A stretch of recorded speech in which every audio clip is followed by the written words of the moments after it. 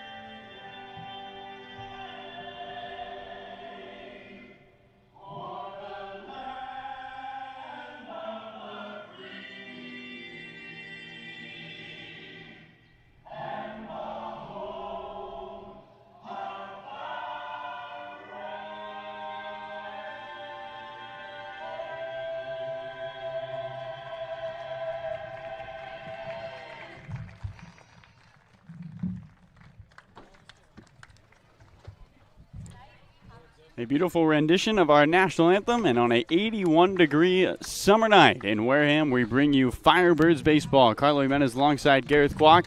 Let's get the starting lineups for your Orleans Firebirds, as written down by manager Kelly Nicholson. Peyton Chatinier will lead things off, the sophomore out of Old Miss. He has led things off for Orleans since he's showed up here on the Cape. Corey Acton, the junior out of Georgia, will be the designated hitter. Jack Bolger, the sophomore out of Vanderbilt, playing left today in his second game with the Firebirds. Chase DeLauder hitting .313, leading the team at average. A sophomore out of James Madison will be in the cleanup spot. 5'6", it's Trey Harmon, the senior out of Stetson. Tyler Locklear, the sophomore out of VCU. And 7'8", Jared McKenzie, the sophomore out of Baylor. Garrett Gillimet, sophomore out of USC. And Benjamin Blackwell, the junior out of Dayton. So that's your starting lineup for your Firebirds. Birds in the white HDMH uniforms today with the red numbers outlined in black. Orleans across the chest in red with the black, or Firebirds, across the chest in red with the outline in black. Numbers underneath the RDS on the left side of the unis. As our first pitch is thrown at Wareham, let's set the defense for the home team, trying to end their 3-game losing streak. Owen Diodati will be in left field. In center field today will be Tres Gonzalez, and in right, Cade Kern. On the infield, it will be Sean McLean, the sophomore out of Arizona State. Came off the plane just yesterday, and he's playing today. He will be at third base. Jarvis at short. Jim Jarvis, sophomore out of Alabama. Tommy Troy, the sophomore out of Stanford, at second. And at first base will be Kellum Clark, the sophomore out of Mississippi State. New national champion Kellum Clark. Behind the plate, putting down the signs, Jimmy Crooks, the sophomore out of Manhattan College. And on the mound for this Wareham Gatemen team, the newest member of the Iowa baseball team, Adam Mazur, committed yesterday to Iowa from South Dakota State. From Mazur, you're going to see a fastball that tops out around 94. He'll throw a curveball and a slider, and along with that changeup, 4-pitch guy, likes to mix it up. You're going to see 3 pitches to righties, fastball, slider, curveball, and to lefties, you'll see that changeup and not the slider. So 3-pitch mix to lefties and righties, a little bit different for the hitters. Mazur is starting his 3rd outing of the summer for this Wareham team. In his previous 2, he's gone 8 innings, has not given up a run, and just 4 combined hits while striking out 10. He's clearly the best starter still on this roster for this Wareham team. as he's only allowed 1 walk in those 8 innings, and he'll face off against this Firebirds lineup. Yeah, Major is a heck of an arm coming onto the mound tonight for Wareham, and like we talked about pregame, Carlo, this is a completely different team pitching-wise that Orleans is facing. Basically a brand new pitching staff, only 4 returning pitchers from the last time they faced off, which was seemingly three and a half weeks ago. So it's a new look. Most of the position players are the same, but for these, it's a new look Orleans lineup facing up against a new look Wareham team. And right now, both of these teams trying to break out of their struggles. We will see who prevails tonight on this beautiful Friday here in Wareham. The sun is out for first pitch for the first time in over a week as the Firebirds take on the Gatemen here at Spillane Field. Right-handed batter Peyton Chatinier into the box to face the righty Major. Opening offering. Strike on the outside. No balls and 1 strike to Chatinier. Peyton Chatinier getting his welcome to Spillane. Was not with the Firebirds last time Orleans came here on June 25th. 0-1.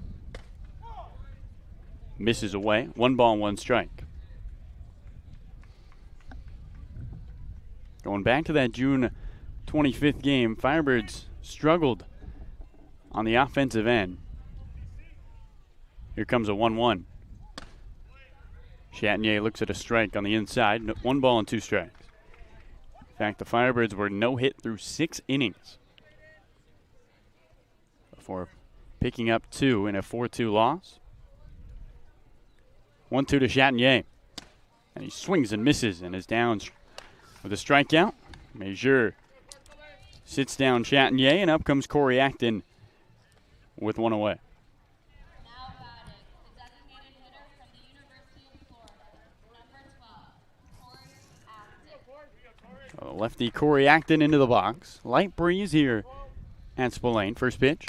Acton swings and skies one into center. Going back to center fielder Gonzalez still sprinting back, and it's off the bottom of the wall. Acton around first, into second with a double. And Corey Acton picking up his first hit in the last ball game for the Firebirds of the summer. And now his first extra base hit with a double to straightaway center. Yeah, the wind slightly blowing out to the outfield tonight, and that ball just kept carrying, and it's 400 to straightaway center field. Corey Acton getting a good piece of that ball, and he's on board at second now for Jack Bulger.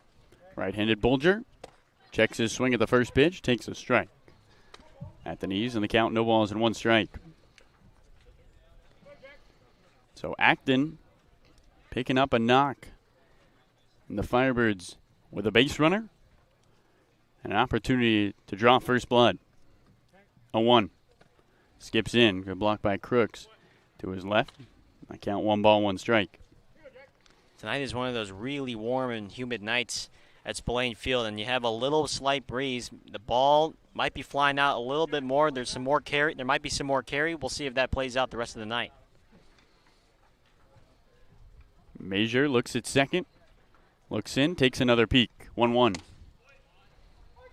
On the outside for a strike to Bulger. The count 1 ball and 2 strikes. Jack, just his second game in a Firebirds uniform. Was 0 for 3 against Harwich on Wednesday. 1-2. Swing and a miss. Second out, second strikeout for Adam Major. And there's 2 gone with a runner in scoring position as up comes Chase DeLauder.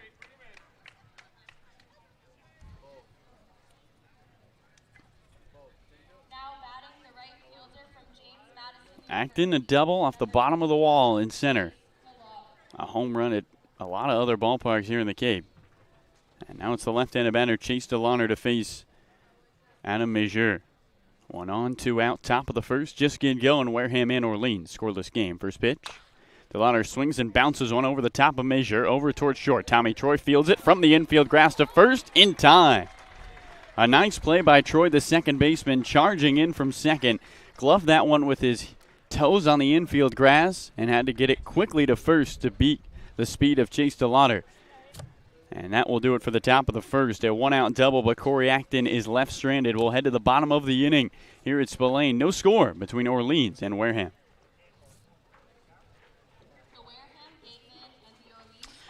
All right, friends, Red Shirt Fridays is a national program created to acknowledge, honor, and support our troops who put themselves in harm's way to defend our freedom. In support of this program, the Cape League teams will be wearing a specially designed red jersey every Friday. This special weekly celebration of Red Shirt Fridays is sponsored by 47 Brand, HP Hood, Cape Cod Regional Transit Authority, Advanced Embroidery, and the Cape League. Support our troops and join us by wearing red each Friday.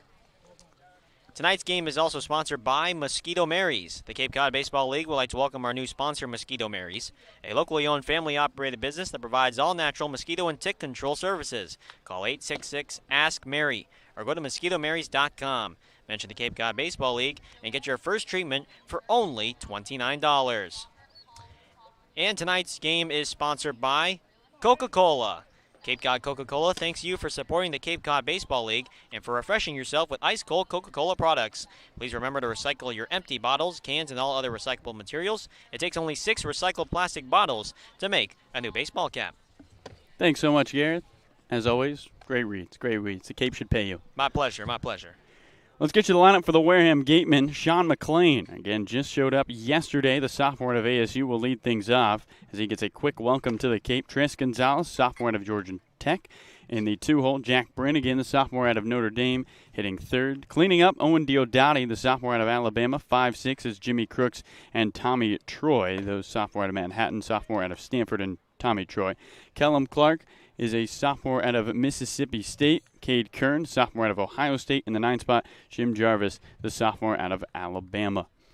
Well, in the field for Orleans, the defense behind Hayden Thomas, Tyler Locklear at third, Benjamin Blackwell at short, Peyton Chatinier at second, and Trey Harmon at first. In the outfield from right to left, it's Chase Delauder in right. Jared McKenzie is going to probe all that grass in center, and Jack Bulger in left. Hayden Thomas on the mound, his fourth appearance of the season, third start of the season for Thomas. His last one came out of the pen. So far this season, in 11 innings, a 3.27 ERA, but coming off his strongest outing of the year. Out of that bullpen, 2 innings at Falmouth, and did not give up a run, only 1 hit, and struck out 4. He'll start by facing McLean, who digs in right-handed batter versus the righty Thomas. The pitch. Strike at the top of the zone. Count, no balls and 1 strike.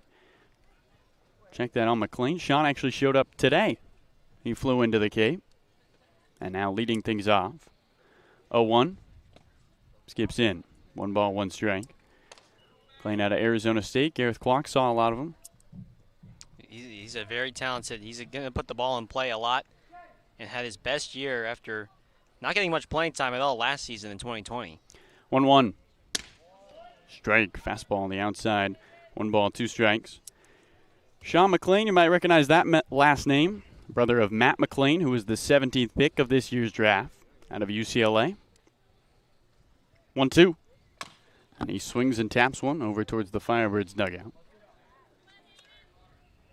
And the count remains at 1 ball and 2 strikes. Sean also has a younger brother, Nick McLean, who committed to UCLA. So he is the odd one out in the McLean household. 1-2.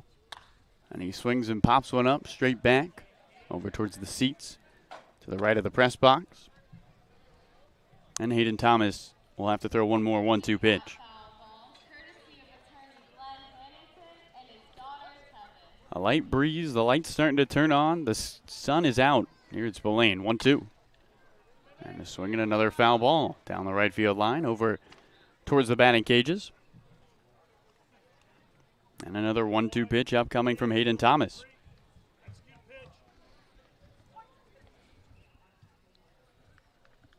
Thomas sets it about 1-2. And a swing and a line drive into left center field. A base hit. Sean McLean in his first at-bat as a Gateman picks up a knock. A leadoff man aboard in the bottom of the first. And up comes Tres Gonzalez for Wareham. I think what's going to be an advantage for some of these guys coming from Team USA, Carlo, is that the pitching, it's the best of we know the Cape League's the best pitching from all the conferences out there, but when Team USA comes around, it's the best of the real best. And so McLean now, after spending a couple of weeks down in the USA Baseball Training Complex, now gets to see Cape League pitching, and looks like he's in total form after that first at-bat. Left-handed batter Tres Gonzalez looks on. First pitch, low. 1 ball, no strikes. Bottom of the first, no score. Orleans and Wareham. A leadoff single by Sean McLean as he takes a 3-step lead at first. Thomas 1-0. Gonzalez checks his swing, takes a strike. The count 1 ball, 1 strike. McLean this past season with Arizona State stole 6 bags. He's got decent speed over there at first. On this all gravel infield. That's Belaine. 1-1. And a swing and a fly ball into left field. Left fielder Bulger over towards the line, camps out under it and makes the catch, and there's 1 away.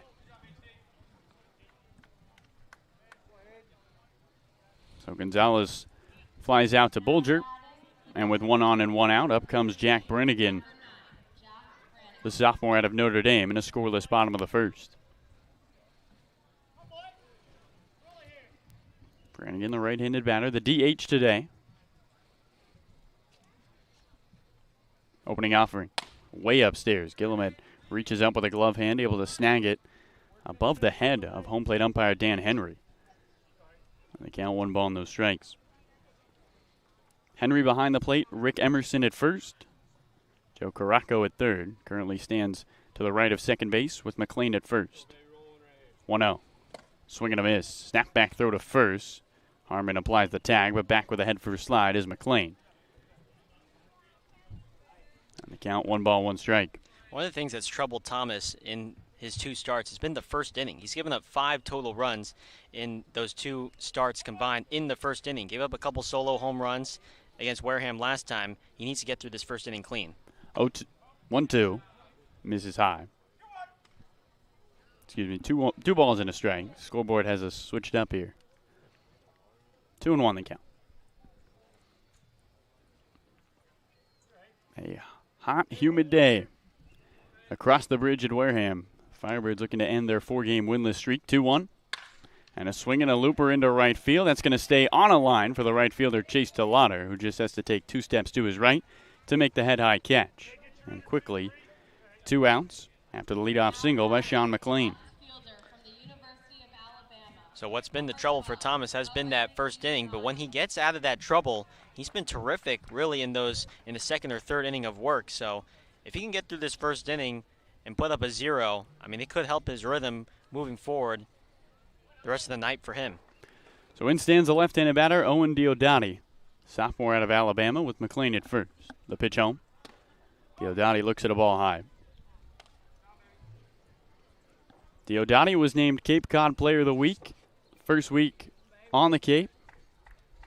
He was 9 for 20 with 3 home runs and 9 RBIs. Throw back to first. Back with a head first slide is Sean McLean.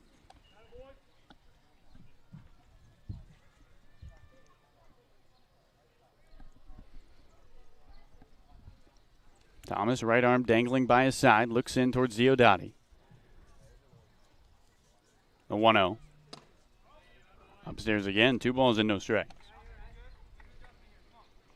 Diodati, since being named Cape Cod Player of the Week in that first week, where he hit .450, just a .210 average with 2 home runs and 6 RBIs.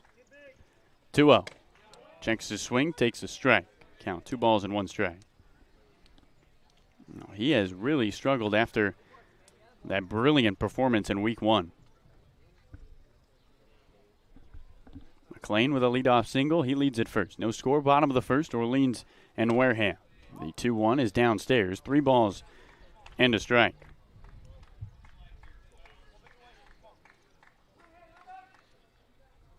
So while Diodati has struggled, his numbers against right-handed pitchers like Thomas, hitting .390 this season.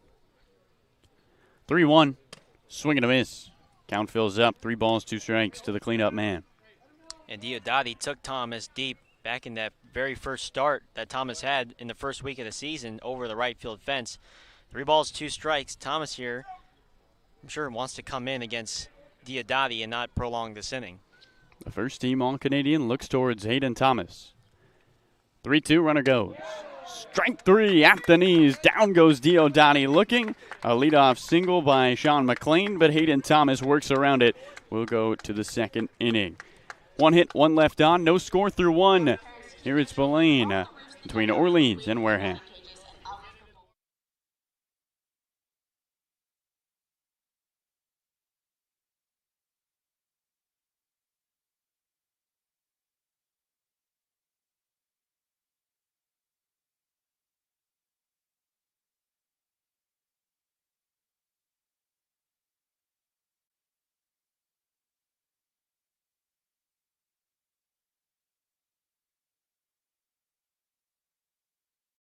Hi, I'm Steve Anzoni, owner of Fairway Financial and Cape Cod's Retirement Income Specialist. If you want to hit a home run with your retirement income plan, schedule a time to meet with me today. Get more details at fairwayfinancial.net.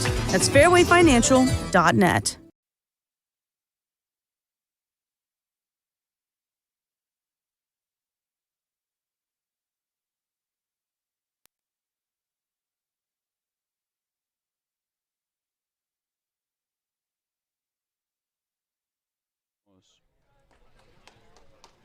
Welcome back to Spillane Field on a cool, humid Friday night. The Wareham Gatemen with their Friday Reds on, and we are scoreless as we head to the top of the second. Orleans looking to end a 4-game winless streak, and in the second inning will be Trey Harmon, Tyler Locklear, and Jared McKenzie to face off against Adam Majeur, who gave up a double to Corey Acton back in the first but struck out 2. Harmon committing to Stetson after 3 years at Kentucky. And the right-handed batter will look towards the righty Majeur. First pitch. Fastball in there for a strike. Count no balls and 1 strike to Harmon.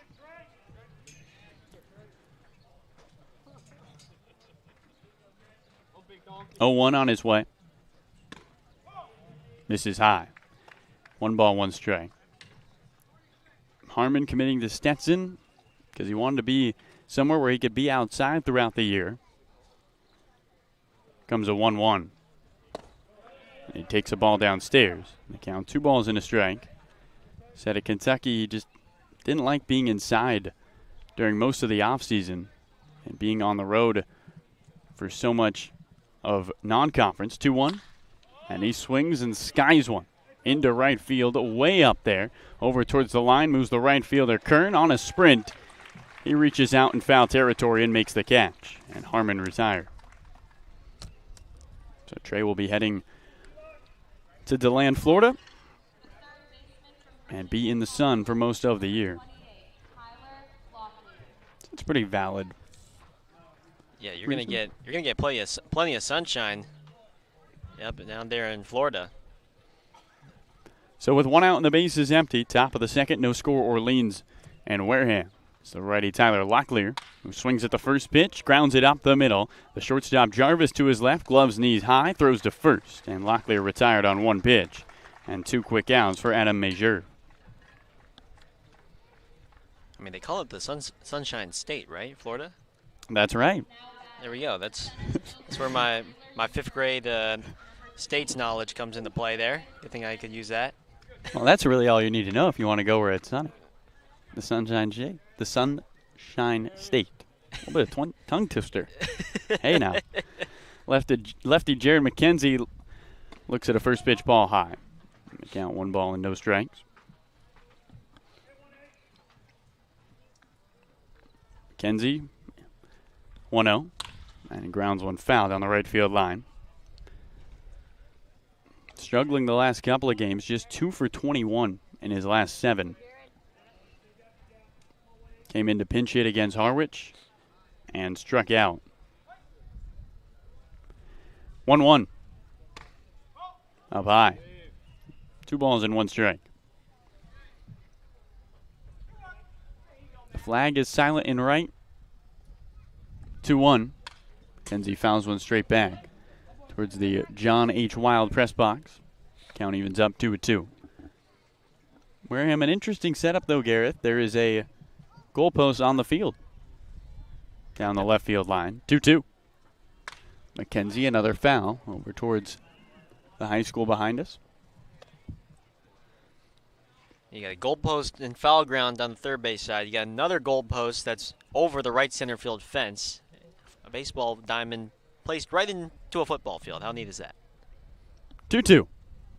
McKenzie swings and misses and strikes out. Third strikeout of the ball game for Major, and a 1-2-3 inning for the right-hander out of Iowa. We will head to the bottom of the second. No score, Orleans and Wareham here at Spillane Field.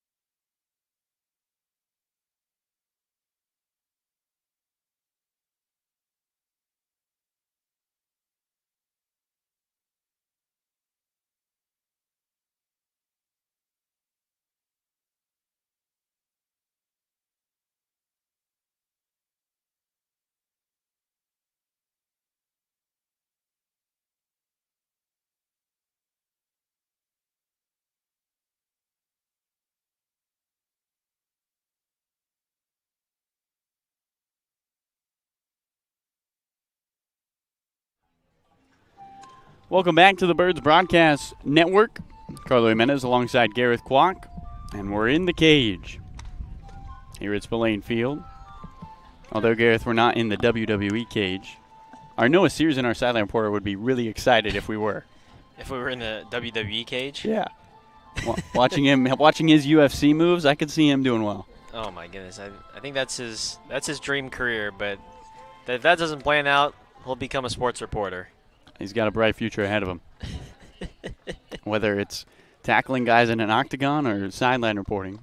That's two very different avenues. That is. Left-handed batter Jimmy Crooks will lead off the bottom of the second. Scoreless game between Orleans and Wareham. Here at Spillane Field. Crooks hitting .255 this year. First pitch home.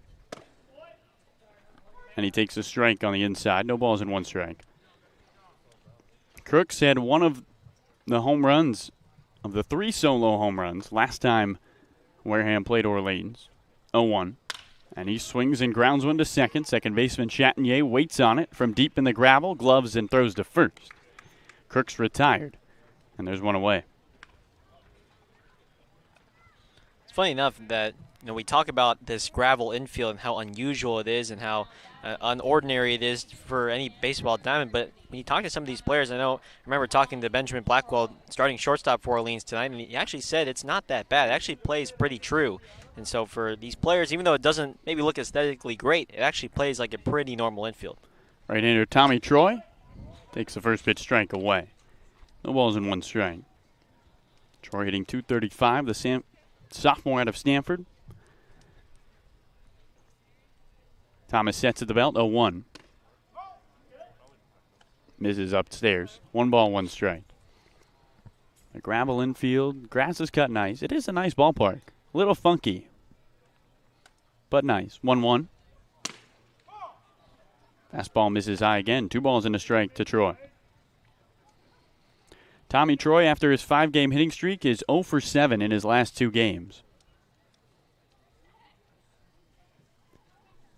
2-1. Strike on the outside. 2 balls, 2 strikes, 2. Although in his game against Orleans, at Orleans, on June 29th, he was 2 for 5 with a pair of runs. 2-2. And he swings and grounds one up the first base line. That's a fair ball. Rolls all the way in the corner over towards the Wareham dugout. DeLauder picks it up with a bare hand, throws into the cutoff man, Chatinier. Stopping at second is Troy with his double down the right field line. And a runner in scoring position with 1 out as Troy ends the 2-game slide. Opportunity for Wareham to get the first run of the game, and it will be up to the lefty, Kellum Clark, to try to bring in Troy. I mean, you could not have placed a ground ball better than that. I mean, it basically hit the chalk down that right field line. And Troy, who does run well, he was almost thinking for third on that one before deciding I'll be satisfied with 2 bags. Thomas looks at second, looks in. Opening offering. Misses away. Count 1 ball, no strike. Bottom of the second inning, scoreless game, Orleans and Wareham. Firebirds coming off the off day, winning just 1 of their last 7 games, and winless in their last 4. Looking to end that today here at Spillane. 1-0. At the knees for a strike. They count 1 ball, 1 strike to Kellum Clark.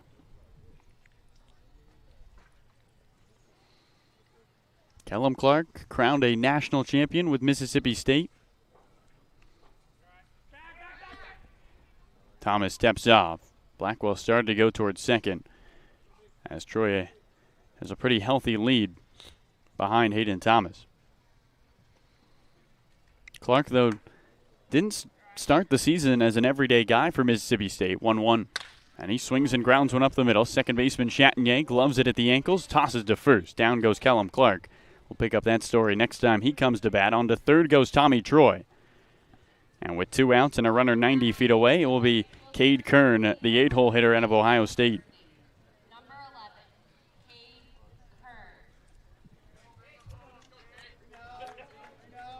No score, bottom 2. Orleans and Wareham. And Tommy Troy 90 feet from home. First pitch to the right-handed batter. Strike on the outside edge to Kern. On the count, no balls, 1 strike.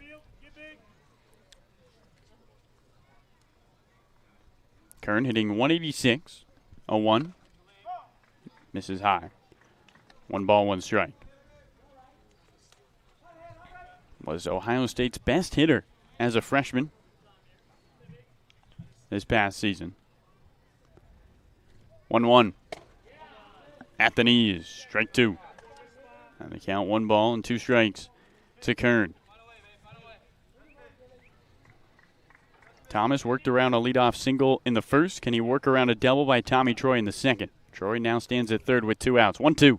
Swing and a miss, and he does. A strikeout to end the second inning as Cade Kern is retired. We will head to the third. Scoreless game between Orleans and Wareham here at Spillane Field.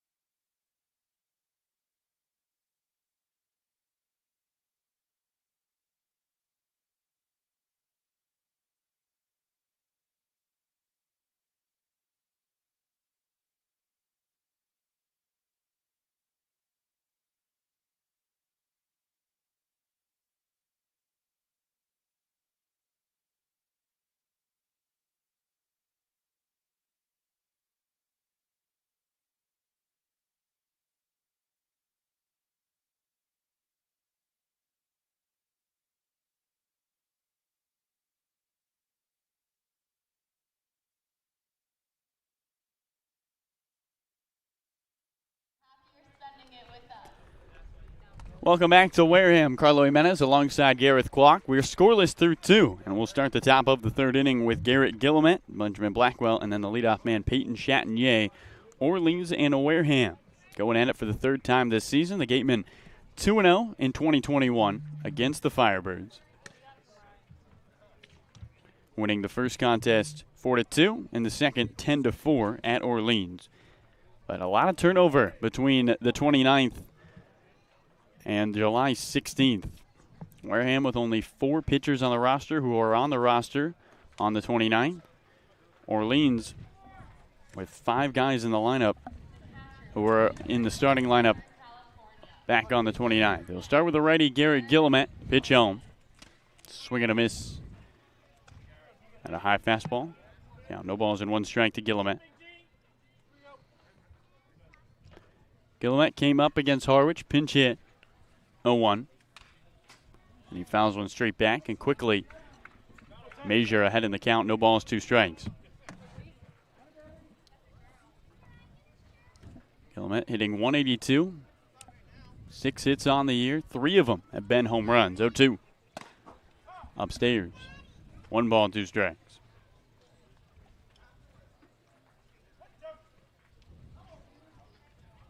Garrett, a true sophomore this season. 1-2. Swing and a miss, and he's down swinging. Back-to-back strikeouts for Major. 1 to end the second, 1 to start the third. 4th of the ballgame. And up comes Benjamin Blackwell with 1 out and the base is empty in a scoreless top of the third. Number 11, Benjamin Blackwell. The junior out of Dayton. Right-handed batter looks on, opening offering. Puts the bunt down and misses the baseball, and it's in there for a strike. No balls and 1 strike to him.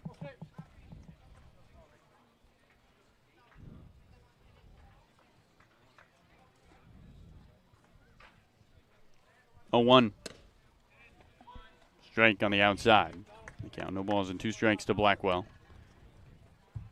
Adam Major is not allowed an earned run in his 2 starts this summer. Only 5 hits in 10 innings. 0-2. Check swing. Did Blackwell go around? He did. And Benjamin Blackwell strikes out. 3 straight strikeouts for Adam Major, and his 5th of the night. As up comes Peyton Chatinier, who was the first strikeout victim back in the first to lead off the ball game. Top third, no score. Orleans and Wareham on a cool, humid night. First pitch to the right-handed batter. Strike at the knees. Low strike. Gifted from Dan Henry. And the count, no balls, 1 strike. Clouds in the sky, but we can see the sky. 0-1. Strike 2. Count, no balls, 2 strikes. Which hasn't really been the case this past week, Garrett. It has been overcast every game. But the sun and the clouds have gone a little bit today. And it is a beautiful night for baseball. 0-2.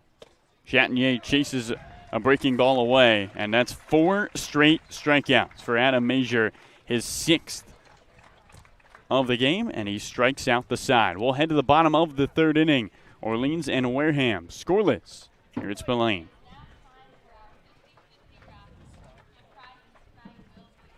All right, let's take a look around the Cape with this Around the Cape League score update as we head to the bottom of the 3rd.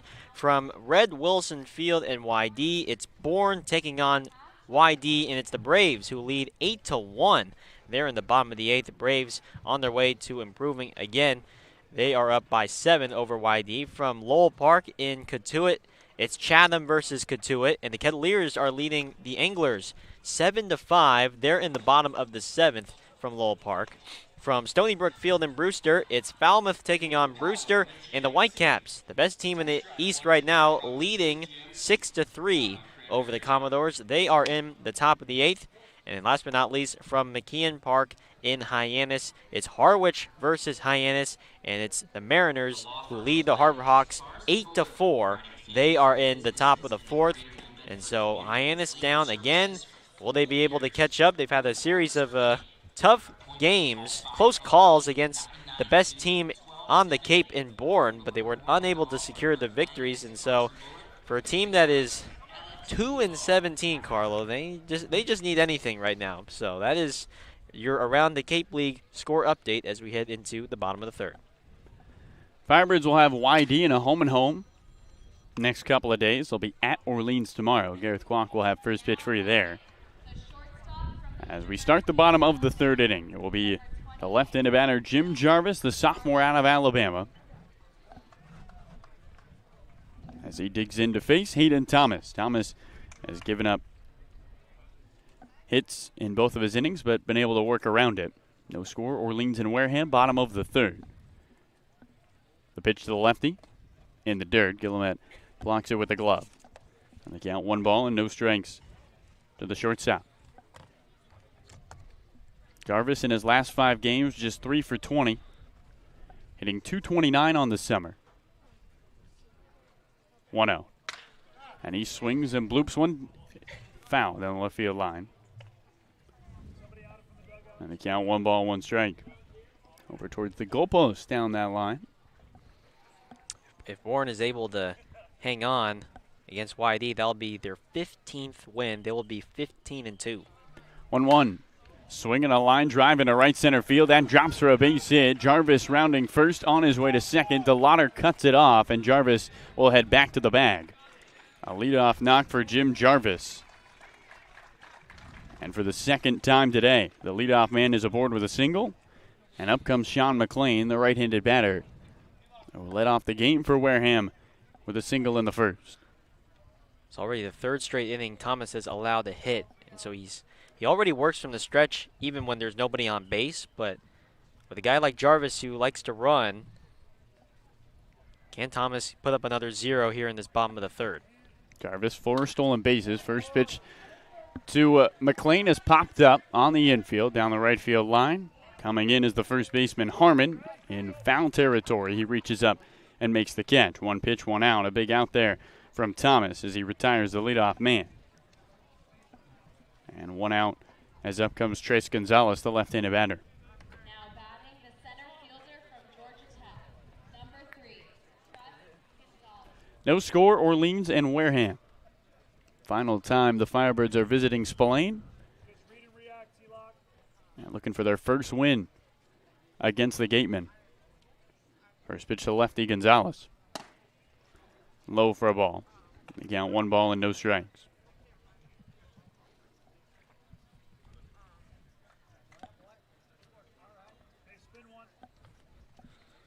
Trace Gonzalez, a 37-round pick in 2019 by the Dodgers.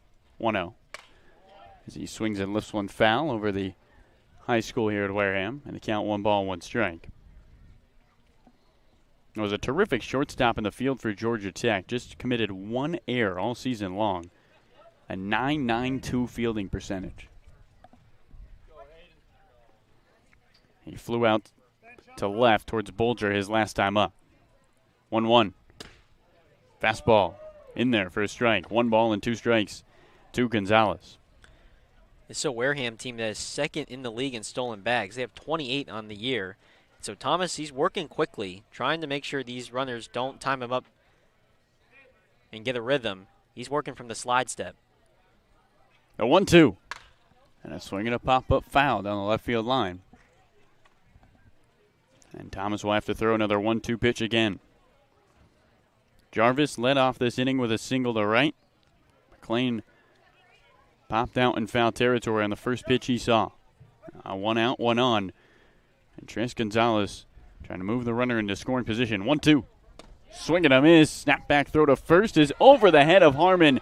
And down the right field line on to second goes Jarvis.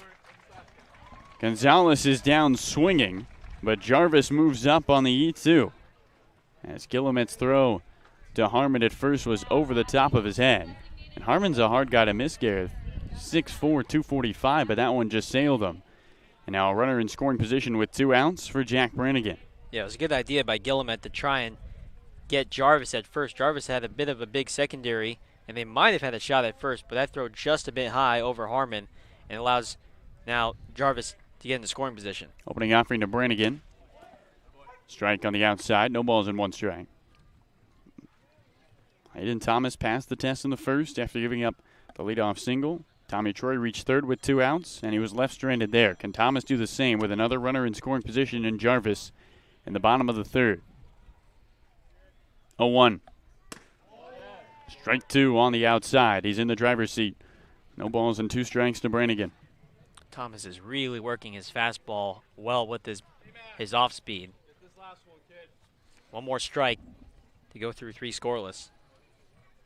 Thomas shakes off the first sign, agrees with the second. Sets at the bell. 0-2. And a swing and a fly ball into right field. Right fielder DeLauder moving back. Now he turns and faces the ball. On the back pedal, reaches up and makes the catch. A leadoff single, but the runner is left at second base. That will do it for the third. 1 hit, 1 error, 1 left on. Scoreless game through 3. Gareth Kwok will have 4, 5, and 6 when we return. Wareham and Orleans, 0s on the board at Spillane.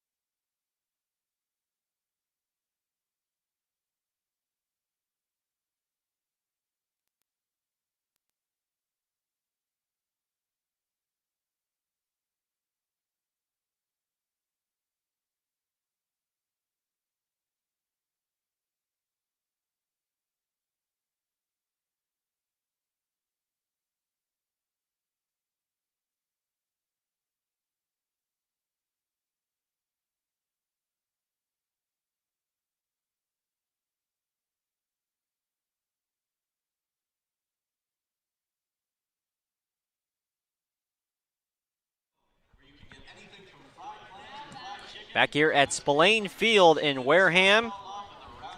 Gareth Kwok alongside my partner Carlo Jimenez as we begin the second half of this Cape League season. Hard to believe that already 18 games have flown by for Orleans, but this is game number 19 on schedule against the Wareham Gatemen. Corey Acton, left-handed hitter from Georgia, takes the first pitch, ball up high. Adam Major still on the mound for the Gatemen. He has been terrific so far through 3 innings. The right-hander has thrown 3 innings and has allowed only 1 hit and 6 strikeouts. And that 1 hit has come off the bat of Corey Acton as Acton swings and misses. And the count is even at 1 now to the left-handed hitting Acton. Acton hit a double to center back in the first. 1-1 pitch, and he takes a fastball on the outside corner for a called strike 2. 1 ball, 2 strikes to the future Georgia Bulldog, Corey Acton. 1-2 pitch. Major working quickly, misses away with an off-speed pitch, and it's now 2-2. Corey picked up his first hit in RBI on the Cape Wednesday versus his old team, the Harwich Mariners. RBI fielder's choice. 2-2. Line drive, foul down the left field line toward the goal post. And it remains 2-2 to the Orleans 2-hitter, Acton. It's Acton, Bulger, and DeLauder dude up. 2, 3, and 4 here against Major. 2-2 offering. Fastball just a bit high. Major didn't miss by much, and so now the count will go full 3-2. No score here as we enter the top of the 4th in Wareham. From the line, 3-2. And a ground ball underneath the glove of Sean McLean as it rolls down the third base line into foul ground. Acton turns the corner at first. He's going to go for 2. And without a throw, he is standing up in the second. And the leadoff man aboard, Corey Acton, doing it again. This time on a ground ball underneath the backhanded glove of Sean McLean at third. And with the runner on second and nobody out, here comes Jack Bulger. Well, Acton finds himself into scoring position again, breaks up the 8 in a row retired by Major, and now can the Firebirds score first? Second hit for Acton already. He's got 2 doubles tonight. First pitch, the right-hand hitting Bulger. And a fly ball, shallow hit into right field. Coming on in is Kern. He's going to make the catch. Acton will bluff his tag at second. Throw goes into third. And so Bulger not wasting any time with that first pitch swing, although he lines out to right to the Ohio State right fielder, Cade Kern, and there's 1 away here in the top of the 4th now.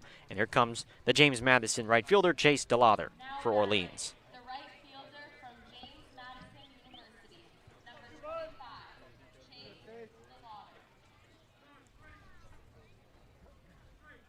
DeLauder. DeLauder bounced out to second in his first at-bat against Adam Major. First pitch. Popped up foul behind the John H. Wild press box and out of play. And it's 0-1 to DeLauder.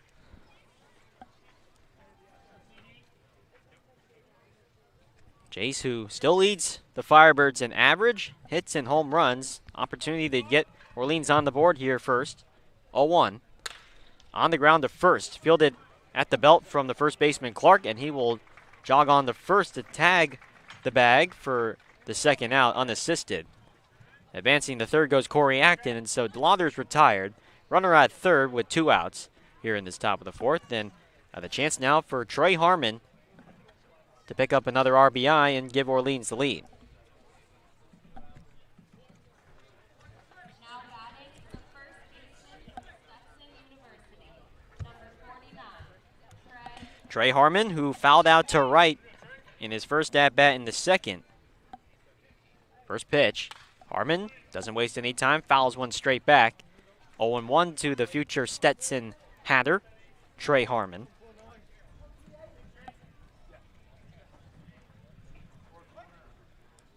Trey Harmon, who had a Cape League debut to remember on Wednesday at Harwich. 0-1 pitch. Bounced to short, fielded on a tough hop by the shortstop Jarvis. Long throw to first in time to beat Harmon by about a step and a half. That took a wicked hop at the very last minute. That caught the shortstop Jarvis by surprise a bit. But he's able to glove it and then throw to first to get Harmon. And Orleans strands the leadoff man on the base As we head now to the bottom of the fourth, still no score here from Spillane Field, nothing ball game. But for now, let's send it over to our sideline reporter, Noah Searson, who has an update. Noah?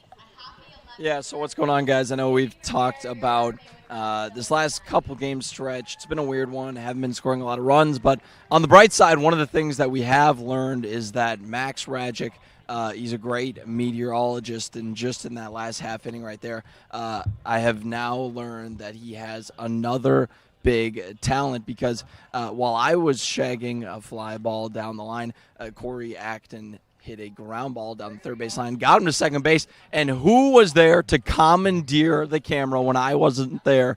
None other but Max Rajic. He had great tracking of the play, knew where the ball was, and he had a lot of passion. He kind of asked, did I do good? Is that what you're supposed to do?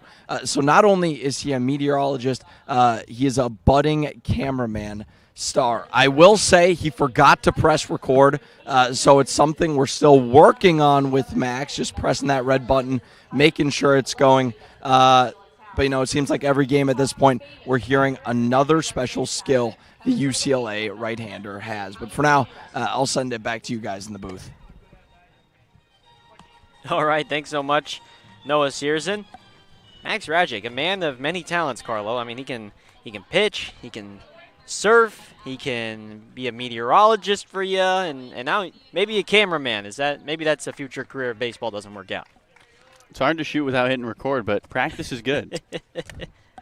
I like that Max is interested in what we do as well as the media and our broadcast team. Diodati, left-handed hitter out of Alabama. First pitch, swing and a miss. Hayden Thomas back out for his fourth inning. 0-1 to the Wareham left fielder, Diodati, who struck out looking to end the first in his first at-bat. So far, both pitchers have been very strong for Orleans and Wareham. 0-1, another swing and a miss. Diodati can't catch up on the heater, and it's 0-2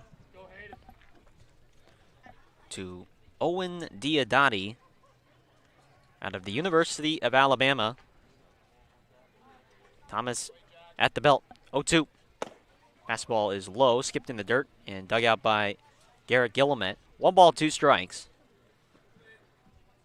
Diodati, the last 2 games against Orleans, he has good numbers. He was 4 for 9 with a home run, 3 runs batted in 2 games.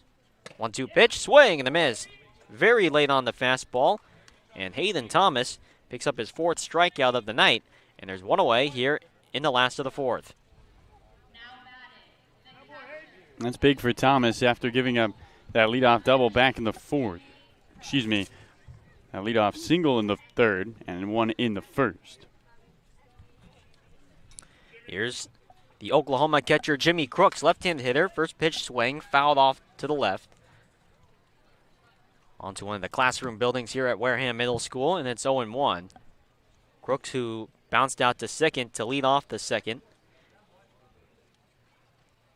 The left-handed hitter, 0-1. Off the fist, grounded foul down the third base side, and it's quickly 0-2. Hayden Thomas has been working his fastball and off-speed really well today. At his best outing last week at Falmouth out of the bullpen, and then back here in Wareham as the starter. So far, so good. The 0-2. Fastball just outside. It's his home plate umpire, Dan Henry. Pretty good spot for a 2-strike pitch. Doesn't get the call. It's 1-2 with Tommy Troy out of Stanford on deck for Wareham. Crooks holding the bat by his ear. No batting gloves. Takes a 1-2 fastball high and outside. 2-2. So Jimmy Crooks and Jack Bolger, they both hit in the fact that they don't like the batting gloves. They like the bare hand feel on the bat and on the wood. 2 balls, 2 strikes. The pitch popped up, third base side. Locklear racing over, but this one's going to be out of play. Onto the pavement. And we'll do it again, 2-2.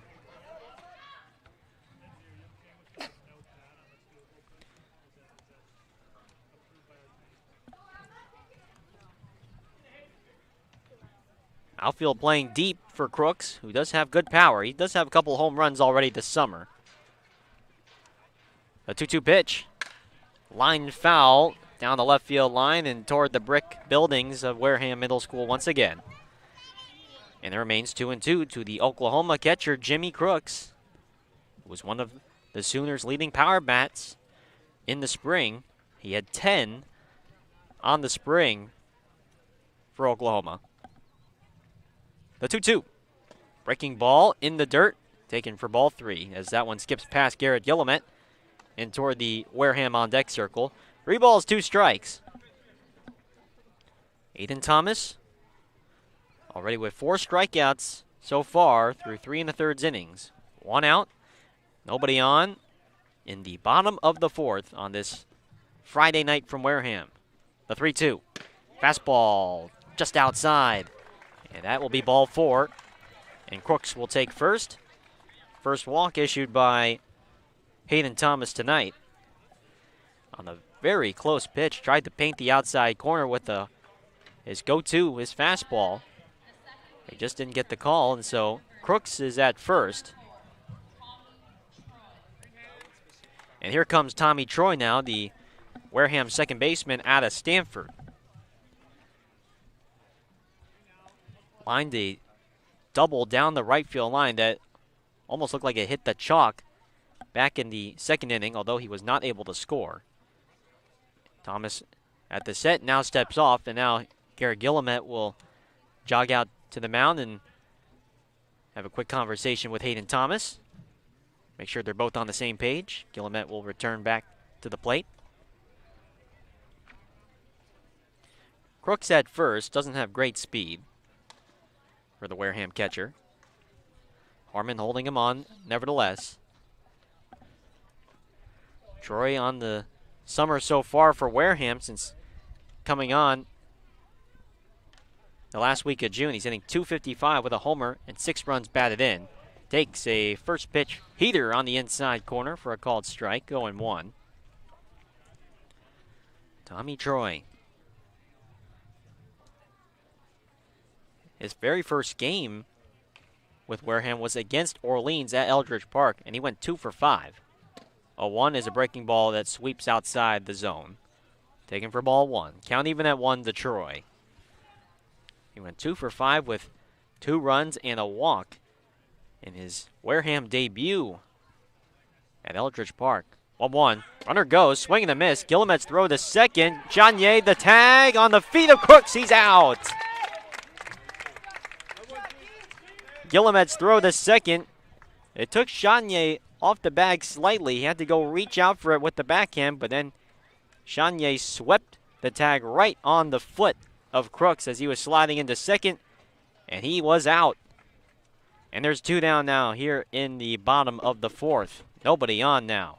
The 1-2 pitch to Troy. Breaking ball inside, count even at 2 now. So Jimmy Crooks trying to swipe second. Instead, Garrett Gillimet once again gunning down another opposing base runner. The 2-2 from Thomas. Breaking ball is low and outside, and the count will go full again, 3-2. With Kellum Clark on deck for Wareham. Righty on righty matchup. Hayden Thomas trying to get through 4. At the set, the 3-2.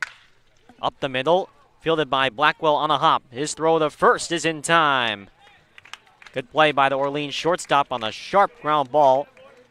Fields it on a hop and then throws to first in time. And that is 4 shutout innings thrown by Hayden Thomas. We head now to the 5th here from Spillane Field with the Firebirds nothing and the Gatemen nothing. And our sideline reporter, Noah Searson, is going to reach out to our manager, Kelly Nicholson, for our 4th inning interview. And so, whenever you're ready, Noah, take it away with skipper Kelly Nicholson. Appreciate it, guys. So I'm on the sidelines with Skip right now. 0-0 ball game, finally a game where we don't have fog, but still need to get the offense going in this one a bit. In that last inning, did you ever think about bunting with Bolger to get Acton over, or is it top of the lineup guys, we want him in, we want him swinging the bat? Lineup guys, we're just trying to get a ground ball to the right side, and he gets a base hit. Now we're, the potential for a big inning. And then Hayden Thomas, he's had, a great outing. Last time he was out just about a week ago, another great outing today. I saw you say you're going one more. What have you seen in his development and kind of his confidence as a pitcher over the last couple outings going into? We knew Hayden was good, right? He's been up here before, and he's kind of a veterano, and he's got good fastball command tonight. The velo's good, breaking stuff is good. Throwing some changeups in there, and he's keeping them off balance. He's doing a nice job tonight. And then after Hayden, is there a specific plan out of the pen? We're going to go to Pramel next. Pramel, and then just matchups from there? Yeah, we'll see from there. Match it up. All right, so Pramel after Thomas. We can expect that, Skip. Thank you so much for your time, and I'll send it back to you guys in the booth. All right, thanks so much there, Noah. And so there's the plan after Hayden Thomas. After 5, Jeff Pramel will come out of the bullpen, and then, the matchup in this situation will certainly dictate who comes out of the bullpen next. Or Kelly Nicholson has lots of options that he can go to. But for right now, the offense has to get going. Still no score as we enter the top of the 5th. Adam Major still in the ball game for Wareham, his 5th inning. First pitch to Tyler Locklear, breaking ball on the inside corner at the knees for a called strike, 0-1. Tyler Locklear, who grounded out to short in the 2nd inning. 0-1 from Major, and a check swing, and doesn't matter. It's a called strike at the knees again, 0-2. Well, for the Firebirds, you're also wishing this is Major's last inning of work. He has been terrific on the mound for the Gatemen. The 0-2. Locklear pops it up, foul, off to the right, behind the home grandstands here at Wareham, 0-2. 6 strikeouts, 2 hits, both by the same guy, Corey Acton. It has been good work for the best starting pitcher on the staff. 0-2. Locklear, big chopper up the middle into center field, a base hit. And Tyler Locklear picks up a base hit. He was 3 for his last 24 at the plate. And he's just been trying to find something to get on base, and I'm sure he'll take a base hit up the middle to lead off the 5th. Leadoff man aboard, and here comes Jared McKenzie now for the Firebirds. Left-hand hitter out of Baylor, facing the righty Major. McKenzie, who struck out swinging to end the 2nd in his first at-bat. Locklear with his lead at first, Major at the belt, and the first pitch. McKenzie shows bunt and taps it foul toward the Orleans on-deck circle, and it's 0-1. There's that bunting that Noah was talking about with skipper Kelly Nicholson. We're a little later in the lineup, and so trying to move the runner over into scoring position here in the 5th. Well, Kelly Nicholson has been very outspoken and honest. We need to play for runs right now, especially given the game script, as Major throws over to first, check on Locklear. Locklear back to first with a head-first dive. And so he's not afraid at all to play this type of game and play this type of strategy. Jared McKenzie readjusts his helmet. Now, hands behind the head, 0-1. Shows bunt, the pitch. And he waves and misses on a pitch in the dirt, trying to lay down the bunt. And so it's now 0-2 to the Firebird center fielder, Jared McKenzie. And we'll see again if the bunt sign is on or if he swings away here with 2 strikes.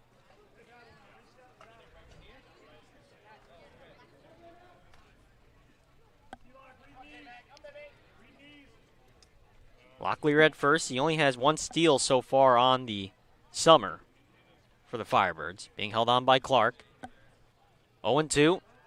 And the check over at first. Locklear back to first with a slide again. Yeah, Locklear's taking a close enough lead. He's a big 6'3", 230 guy. He just has to really take a step to get to that bag. It's not a very aggressive lead at first. McLean, the third baseman, playing in on the grass. 0-2 to Jared McKenzie. The pitch. Swing and the miss in the dirt. And McKenzie is retired. Second strikeout for Jared already. And so for Adam Major, strikeout number 7 on the ball game. One away here in the 5th, and here comes the sophomore catcher out of USC, Garrett Guillemette. Guillemette struck out swinging in his first at-bat in the 3rd. First pitch to the righty is a fastball at the knees for a called strike. 0-1 to Guillemette. Garrett with good power. He has 3 homers on the summer. Locklear at first with a 2.5-step lead. Long pause, 0-1. Bounce to 3rd. McLean fields it chest high. Throw to 2nd for 1. The turn to 1st. Double play. Wareham goes around the horn. McLean, Detroit, to Clark. 5-4-3. And the side is retired. No runs on 1 hit. No errors, and none are left on base as we head now to the bottom of the 5th. No score between Orleans and Wareham here from Spillane Field, and we'll be right back here on the Birds Broadcast Network. Your Orleans Firebirds would like to thank Franklin Sports for their sponsorship of the Cape Cod Baseball League. Franklin is yet again proud to be the official batting glove of the Cape Cod Baseball League. Throughout the summer, all 10 Cape League teams are wearing their own custom batting team gloves, courtesy of Franklin Sports. To order your favorite team's design or to create your own, visit franklinsports.com/custom.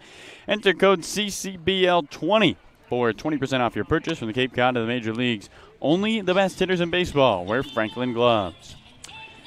Whether it's life insurance to safeguard your loved ones, an umbrella policy to protect your teenage driver, or making sure your home is covered from storm damage, Rogers Gray is there to guide you. Insurance is more than just a box to check. Trust Rogers Gray, a proud sponsor of the Cape Cod Baseball League.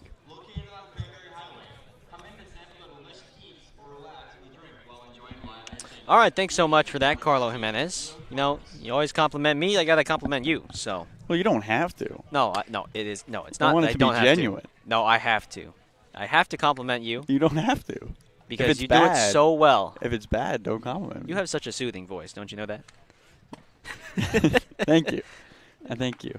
You're welcome. You're welcome. We enter the bottom of the 5th from Spillane Field. Last time Orleans makes the trip to Wareham, and it won't be the last time that these two teams face, however. They will face one more time on the schedule in 2021, but it will be at Eldridge Park in Orleans. As Firebirds begin this second half of the Cape League schedule with a lot of work to do. They're in 4th place in the East. But luckily, it's still a tight division and still plenty of games to make up some ground. As the bottom of the order due up here against Hayden Thomas, out for his 5th inning of work, and a first pitch strike pumped in there to Clark for strike 1.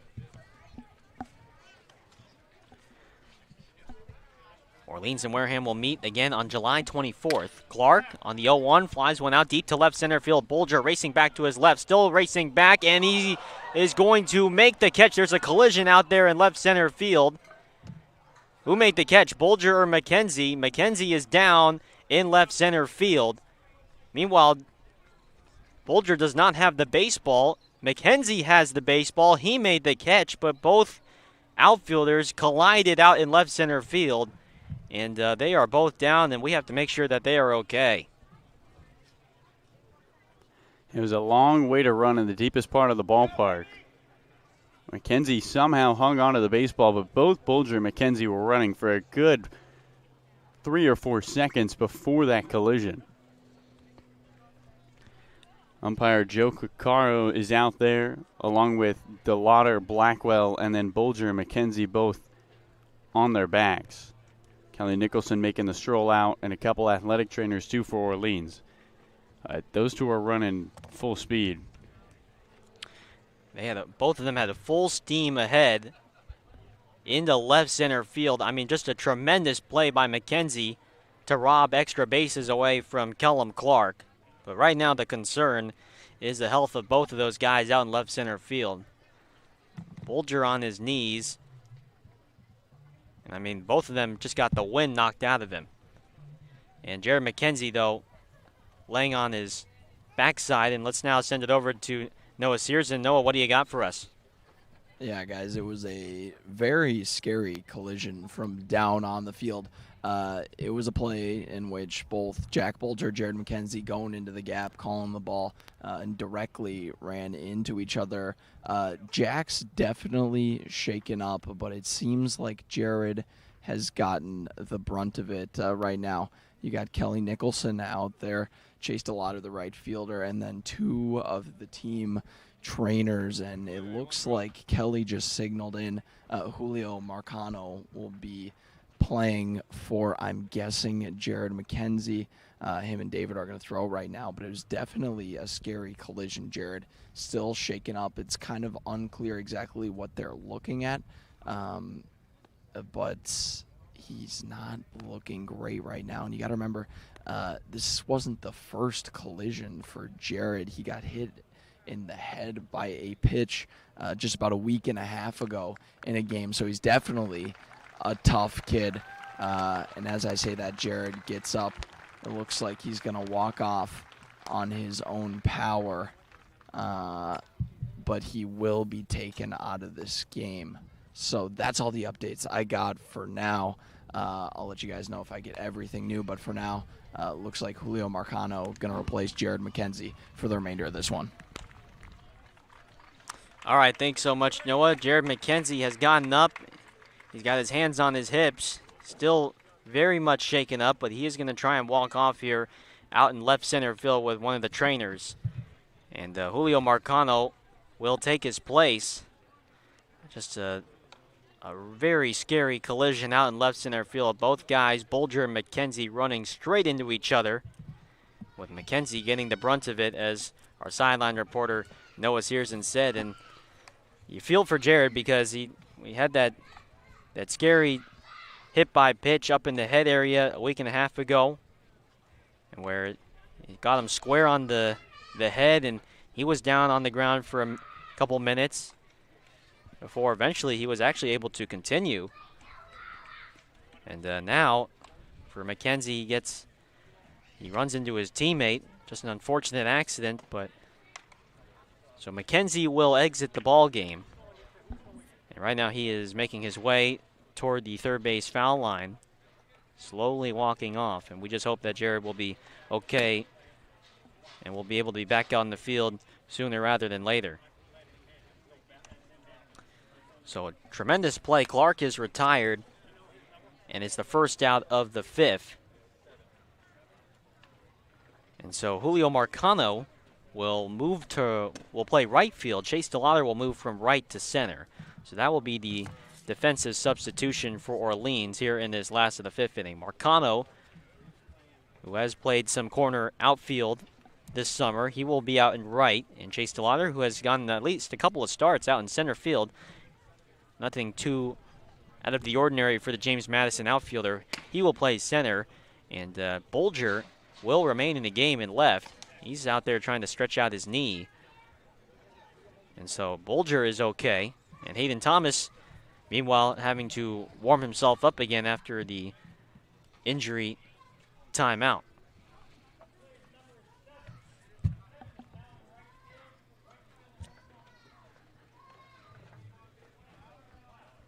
So the home plate umpire, Dan Henry, announcing the substitution to the fans and to the official scorekeeper out in the press box.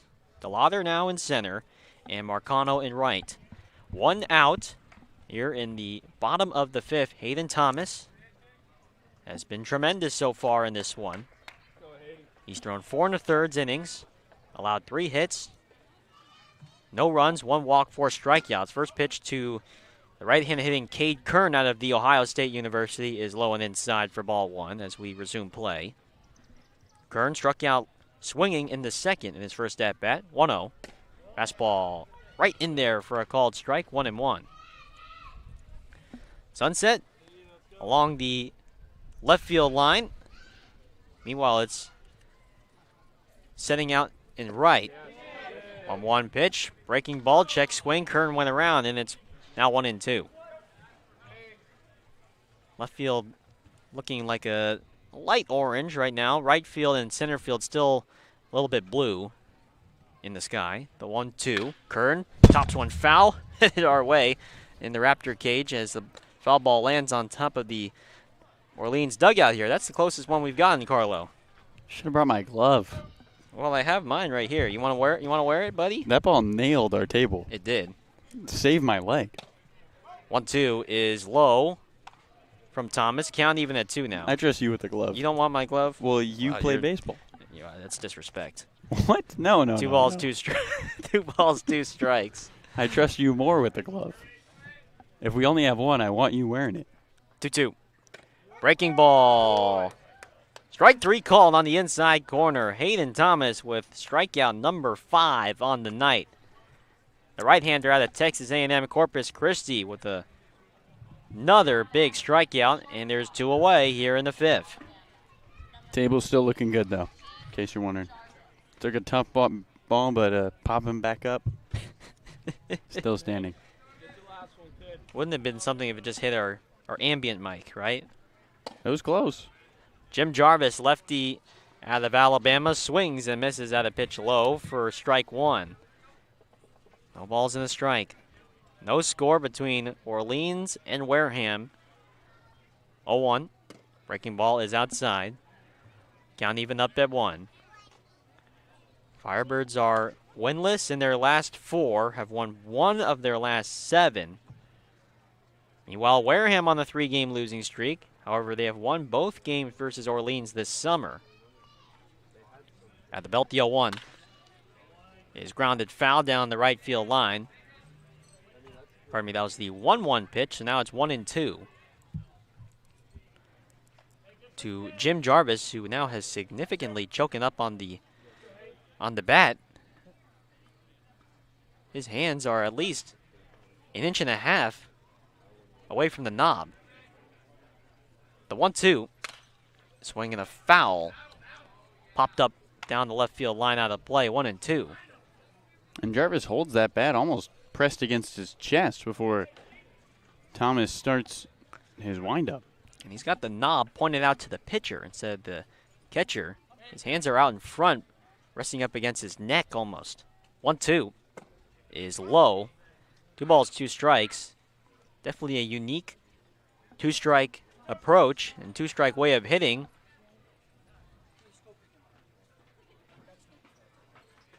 Kelly Nicholson is called for time. And he is going to replace Jack Bolger out in left.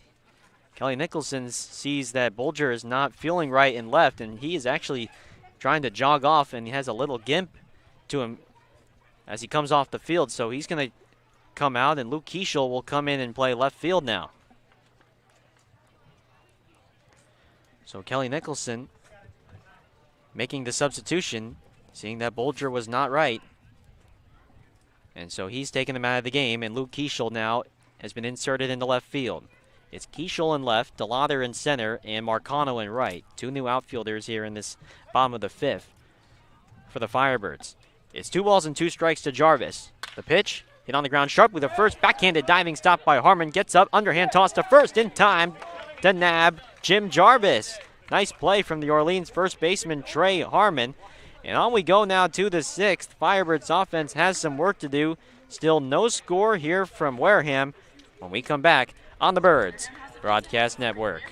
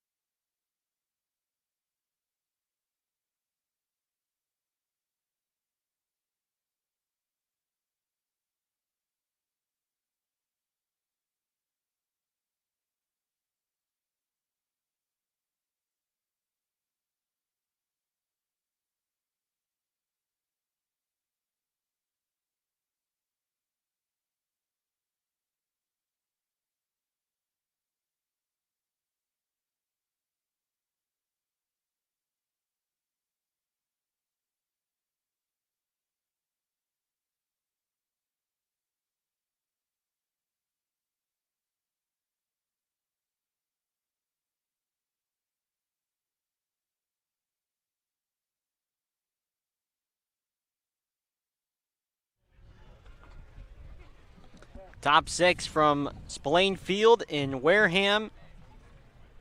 Lights are shining down here on Spillane Field as the sun continues to set behind left center field.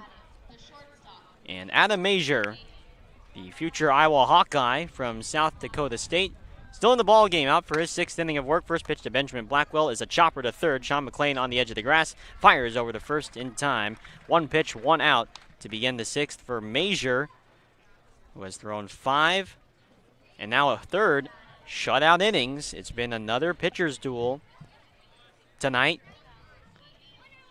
It's been seemingly the common theme between Orleans and really any of their opposing their opposing teams that they face these last 3 to 4 games. They've been pitcher's duels. Nobody on, 1 out. Peyton Chanier takes high and tight, 1-0. And after that out, this is officially the longest outing of the summer for Major. Here in the 6th. And the 1-0. Chanier line drive into left field, a base hit.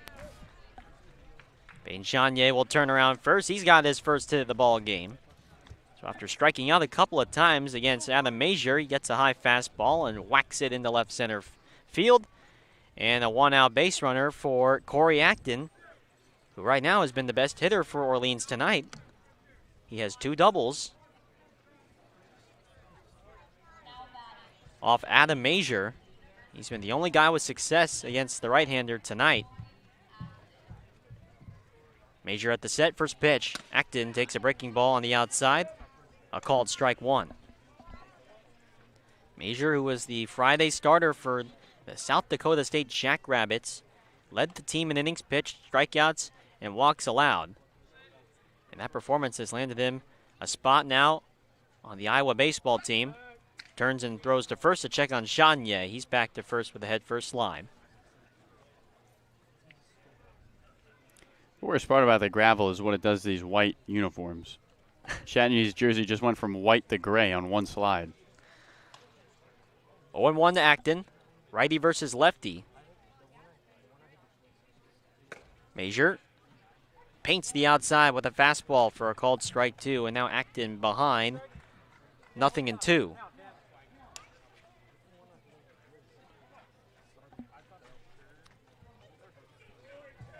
Oh, home plate umpire was signaling they count 1-1. Dan Henry, but the Wareham dugout said it was 0-2. Now, I thought it was 0-2 as well. I thought it was a first pitch strike and then a second pitch strike. So did he change it or is it still 1-1? 0-2. 0-2. The payoff. On the outside corner, strike 3 called. Acton goes down looking on a fastball that just nicks the outside corner. Acton does not agree with the call, and so a tough way for Acton to go out. Down on 3 pitches. 2 away for now Luke Keischel. It's the first backwards K for Major tonight. Keischel, who came on in for Jack Bolger. After Bolger and Jared McKenzie collided with one another, first pitch swing in the dirt. He goes around. That ball gets away from the catcher, Crooks. And on the second goes Chanier on the wild pitch. So a swinging strike, 0-1. Jack Bolger and Jared McKenzie in the bottom of the 5th collided with one another out in left center field. McKenzie able to make the catch on the fly ball from Kellum Clark. A tremendous play. Both of them collided hard with one another, and both have exited this ball game. Luke Keischel and Julio Marcano have taken their places out in the outfield. The 0-1 from Major. Swing and a miss. Keischel swings and misses on the breaking ball, and it's 0-2 now. Firebirds now with just 2 guys remaining on the bench. David Marcano and Justin Mickness. An infielder and then a catcher.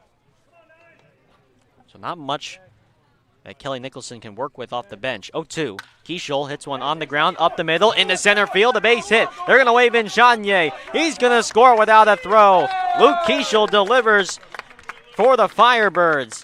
The first run of the ball game goes to Orleans. It's 1-0 Firebirds on an RBI single by Luke Keischel here in the top of the 6th. What a piece of 2-strike pitching from Keischel.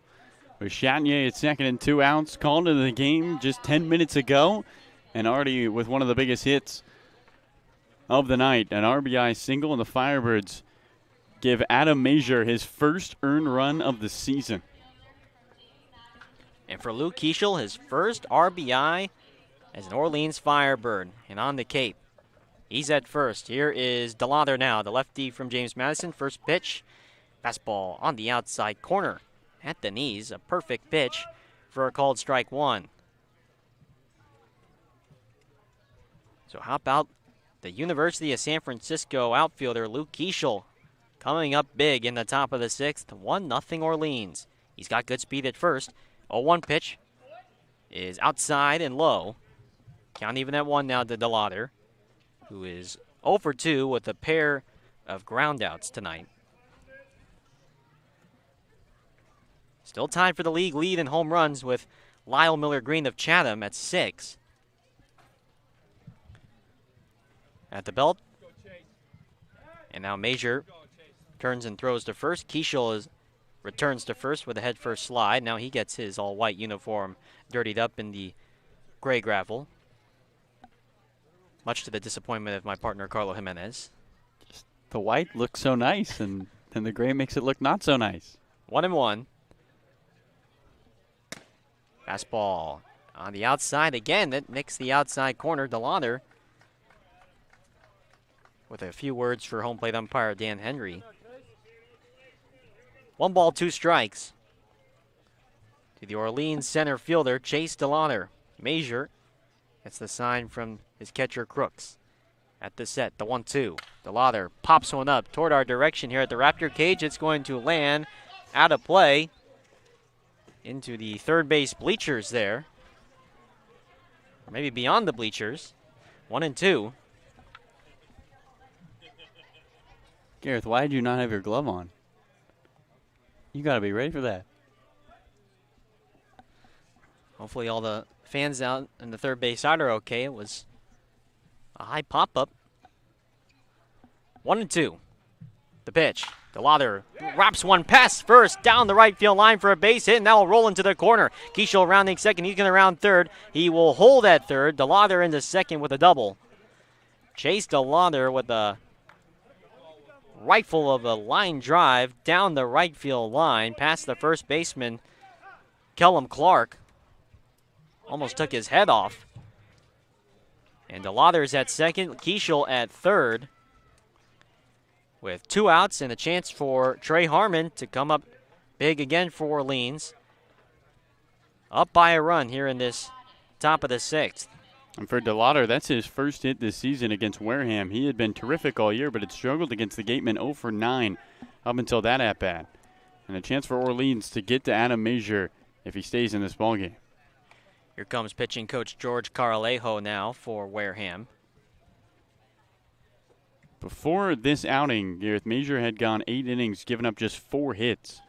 So far today against the Firebirds, he has given up 6 hits and allowed the only run he's allowed this summer. And Orleans with a chance to add more with Trey Harmon at the plate. Runners on second and third. DeLauder at second and Keischel at third. Carlejo just speaking to Major, catcher Crooks, and Sean McLean, the third baseman, out there on the mound as well. At the end of this half inning, we'll go to our sideline reporter, Noah Searson, who will have an update for us at the end of this half inning on Jack Bolger and Jared McKenzie, who, if you're just joining us, both outfielders had to leave the game after colliding with one another on a fly ball in the left center field back in the bottom of the fifth. Both guys have exited, and Luke Keischel and Julio Marcano have taken their place. Both definitely got the wind knocked out of them, and meanwhile, Adam Major, his night is done as he walks off the mound and returns back to the Wareham dugout. The Gatemen are going to the bullpen here with runners on second and third and 2 down. And Trey Harmon coming up to the plate. When we come back here on the Birds Broadcast Network, pitching change for Wareham.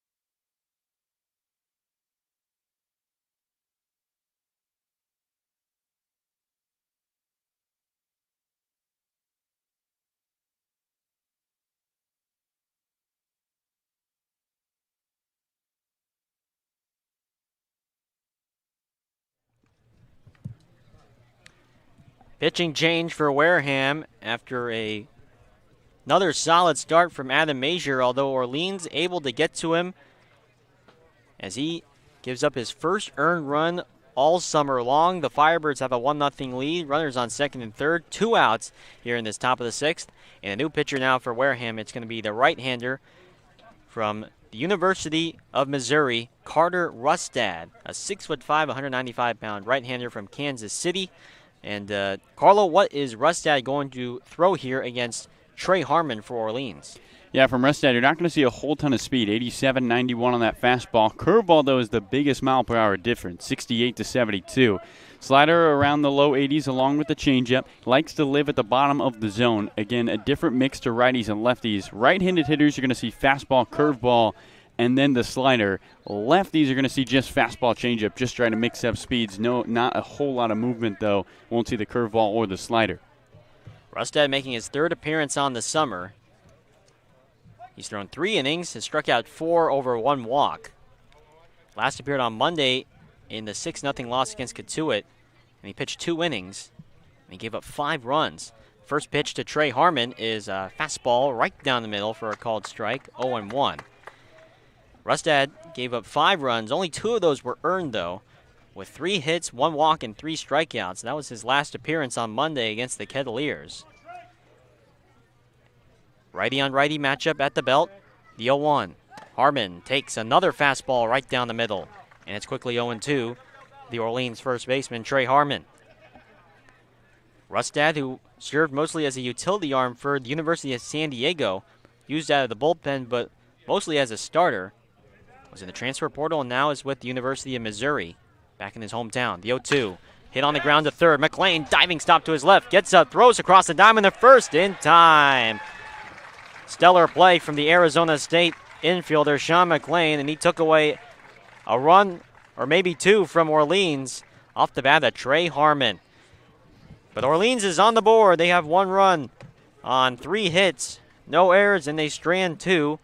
We will now head to the bottom of the 6th with the Firebirds up 1-0 over the Gatemen. But for now, let's send it over to Noah Searson, who's got an update on Jared McKenzie and Jack Bolger, the Firebirds outfielders. Noah, what do you have for us?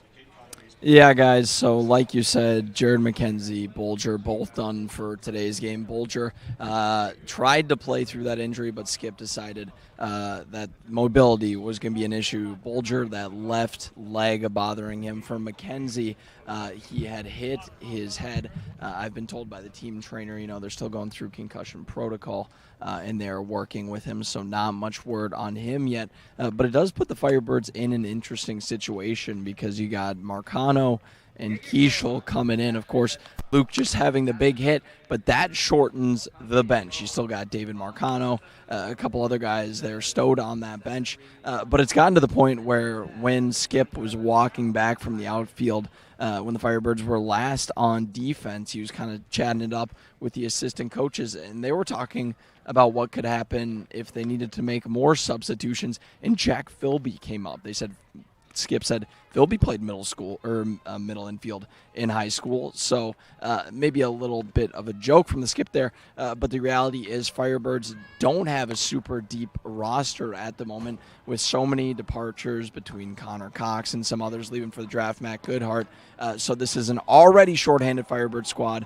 2 injuries, which we don't know the duration, but won't have them for the rest of tonight. So it'll be interesting to see how, innings 6, 7, 8, 9, if there are any more substitutions that need to be made, how those go. If I get any other updates about the condition of either of the players or anything else roster-wise, I'll be sure to keep you guys updated. But the Firebirds take a lead in the 6th inning, got a fun baseball game, so I'll send it back to you guys in the booth.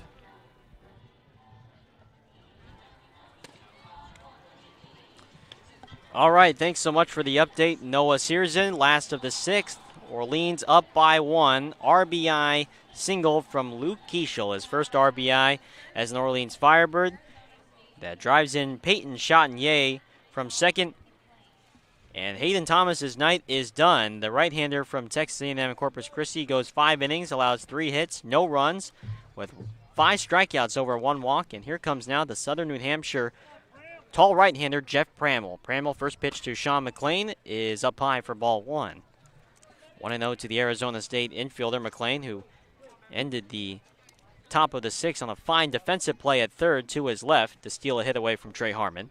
1-0 pitch, fastball right down the chute. 1-1 to McLean. Bramall making his 5th appearance on the summer for Orleans. He has a 9.52 ERA in 5 2/3 innings. Swing and a miss on the 1-1.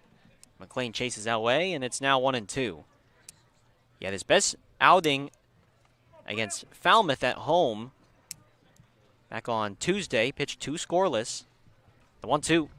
Swinging a foul straight back off the bat of McLean, and it's now still 1-2 to the Wareham leadoff man, top of the order guy. It's 1, 2, and 3 here against Bramall. Big spot for the right-hander from Southern New Hampshire. At the set, the 1-2. Fastball is outside as it squeezes out of the mid of Garrett Guillemette into the backstop. 2-2 now. Jeff Bramall in his second summer with the Firebirds. Was on the team in 2019. 2-2. McLean hits it up the middle on the ground to Blackwell. To his left. Throws on the run. The first. And it's in time. Harmon able to keep his bag at first with the throw a little bit wide from Benjamin Blackwell. But a good play for out number 1 here in the bottom of the 6th.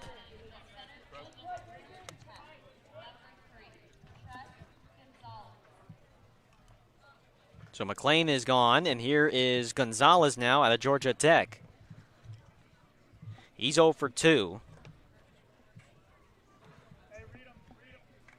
Righty versus lefty. Bramall deals. Gonzalez shows bunt, pops it up foul, and that will land toward the merchandise store here at Wareham. The team shop. 0-1. Gonzalez and then Jack Brannigan at the Notre Dame against Jeff Bramall. 0-1 is inside for ball 1. Count evened up at 1 now. Bramall, who enjoyed a solid season with Southern New Hampshire University this past spring. 1-1.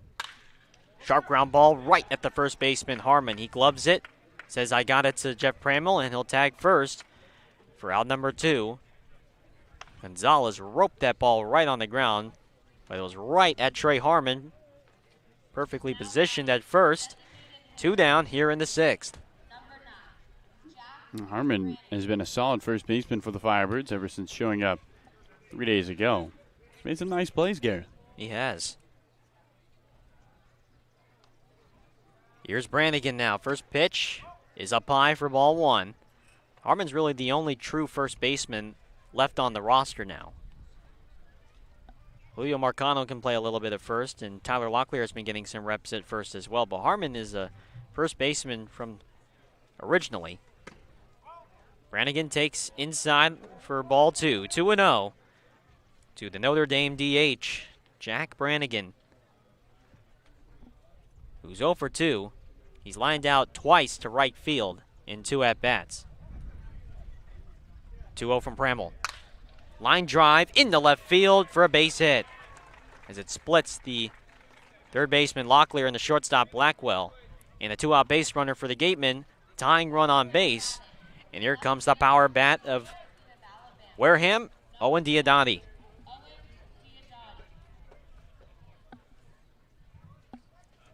Diodati has struck out twice, but they both were against Hayden Thomas. Now he faces off against a new right-hander in Bramall. First pitch. Diodati, high fly ball, well hit, right center field. Giving chases Marcano, looking up at the wall, and it's gone. Diodati does it again against the Orleans Firebirds. His 6th home run of the summer. A 2-run home run that puts the Gatemen on top 2-1 here in the last of the 6th. 2 of his 6 home runs this summer have been against Orleans. And this one came at a big time. Gatemen 2, Orleans 1. And here comes Jimmy Crooks now from Oklahoma. Another left-handed hitter versus the righty Pramel. First pitch, swing and the miss. On the pitch low and outside. Strike one to Crooks. Diodati now with 17 runs batted in on the summer. He's amongst the league leaders. Already leads Wareham in home runs and runs batted in. A one pitch, swing and a miss. Bramwell took something off on that pitch, and Crooks is out in front. It's 0-2. Diodati going to right center field into the alleyway, and it cleared the fence by a good 15 to 20 feet.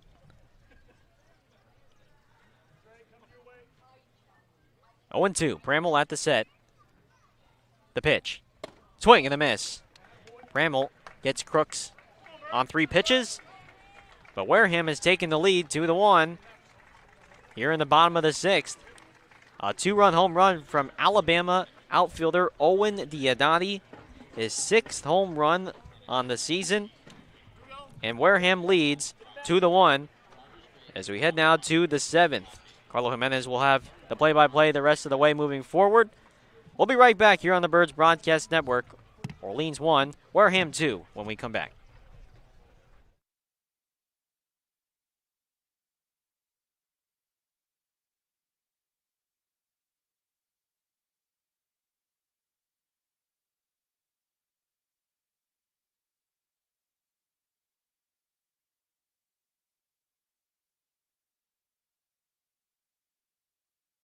Hi, I'm Steve Anzoni, owner of Fairway Financial and Cape Cod's Retirement Income Specialist. If you want to hit a home run with your retirement income plan, schedule a time to meet with me today. Get more details at fairwayfinancial.net. That's fairwayfinancial.net.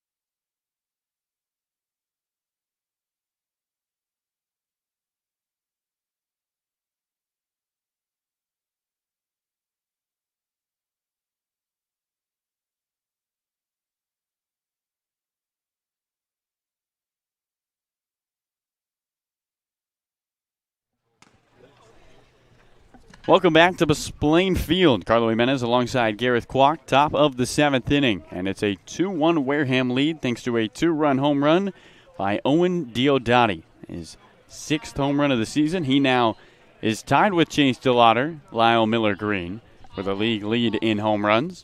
And the Firebirds have to work from behind for the first time today. We'll begin with the right-handed batter, Tyler Locklear. Rustad still on the mound, righty on righty. First pitch home. Locklear looks at a ball low. Count 1 ball and no strikes. Tyler Locklear with a new bat today. Already doing him some good. A single back in the 5th. 1-0. And he swings and slaps this one up the middle. How about another? Into right center field. Locklear a big turnaround first. He'll head back to the bag. 2 hits for Tyler Locklear. And the Firebirds have the tying run on the base paths as Julio Marcano comes up the bat. Yeah, the issue with Locklear the past couple of weeks has been the strikeouts, but tonight, so far, no strikeouts, and he's put the ball in play. And when he puts the ball in play and when he makes contact, it's loud, sharp contact, hard contact, and he's got 2 hard-hit ground balls for 2 hits tonight. First at bat for the right-hander Marcano, coming in for Jared McKenzie. Opening offering. And that gets Marcano. On his left arm, he takes a base. And a free 90 for Orleans moves Locklear into scoring position, and all of a sudden, the tying and go-ahead runs are on the base paths for Garrett Gilliman. Looked like a breaking ball that slipped out of the hand of Rustad, and it just skims the jersey of Julio Marcano, who was already earlier this week hit by a pitch right on the wrist. And Julio said he's okay, had some meds to reduce all the swelling. So I think the last thing he was hoping for is another pitch high and in. But now you got Locklear at second and Marcano at first. And here comes another mound visit from pitching coach George Carlejo of Wareham. Yeah, talking to Rustad, and I think he comes out here to talk to his guys because this is a situation where Kelly Nicholson is telling Garrett Gilliman, we might bunt here. 2 guys on the base paths and nobody out. You're down 2-1 and a chance to move both runners at scoring position and a single to give you the lead with Benjamin Blackwell in the hole. Would not be surprised if Garrett shows bunt. Yeah, it's certainly a strategy that they've talked about and that they have shown and displayed this season. And so we'll have to see what they do here. It's late in the game, and, you know, for Kelly Nicholson and his opportunity and his strategy to play for runs. And so right now he's trying to get these 2 guys into scoring position with 1 out. 2 on, nobody out. Wareham 2, Orleans 1, top of the 7th. Firebirds trying to end a 4-game winless streak as Guillemette shows bunt against Rustad. The pitch. Downstairs and a throw on to second, and it's into center field. Locklear's going to try for 3. The center fielder, Gonzalez, throw to second, and in safely is Julio Marcano. Well, no need to bunt now for Garrett Guillemette. Crooks threw one over the top of Jarvis covering second. Both runners move up 90 feet. And now the tying and go-ahead runs in scoring position. Nobody out in the top of the 7th. And that's a gift right there for Orleans. Crooks trying to backpick Locklear on second, and he just airmails the second baseman, Troy. The infield will play in. The 0-1 to Guillemette. He takes the ball away. Check that. That was a strike on the outside. 1 ball, 1 strike.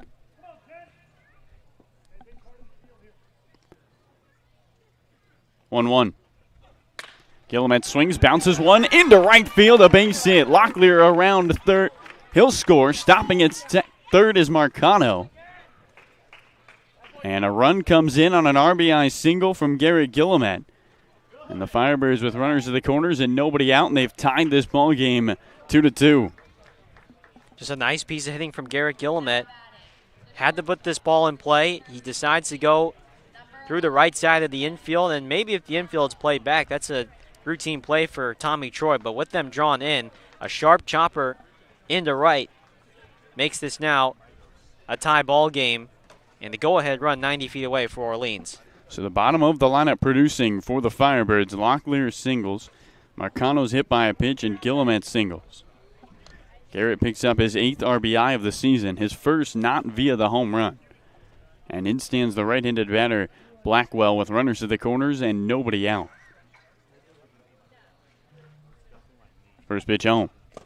Skips in, gets away for a second from the catcher. Crooks over to his right and on to second goes Garrett Guillemette. So Garrett Guillemette moves into scoring position as he gets the front of that white HDMH jersey all dirtied up with gravel. Can't even read the Firebirds on the chest. And the count 1 ball and no strikes to Blackwell. Garrett did like a belly flop into second base. His teammates giving him a nice ovation, you could say, quote unquote. 2 in scoring position, nobody out. The 1-0. Blackwell looks at a strike on the outside. 1 ball, 1 strike. Diodati, a 2-run home run in the bottom of the 6th, gave Wareham a 2-1 lead. Firebirds looking to take back the lead in the top of the 7th. 2-2. Or 1-1, excuse me. Swing and a miss. Count 1 ball and 2 strikes.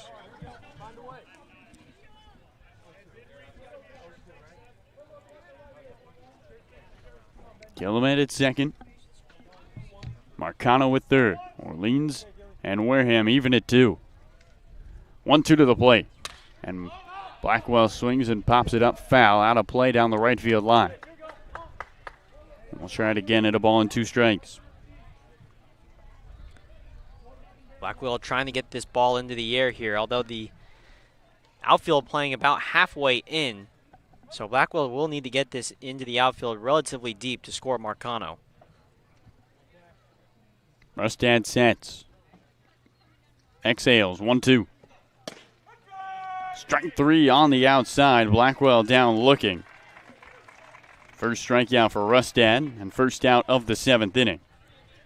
And the lineup card is flipped, and up comes Peyton Chatinier with 2 in scoring position and 1 out in a 2-2 game. Yeah, that's what Rustad needed there. He gets the call on the outside corner with the fastball. And it's borderline strike right on that outside, but with 2 strikes, it's probably a little too close to take.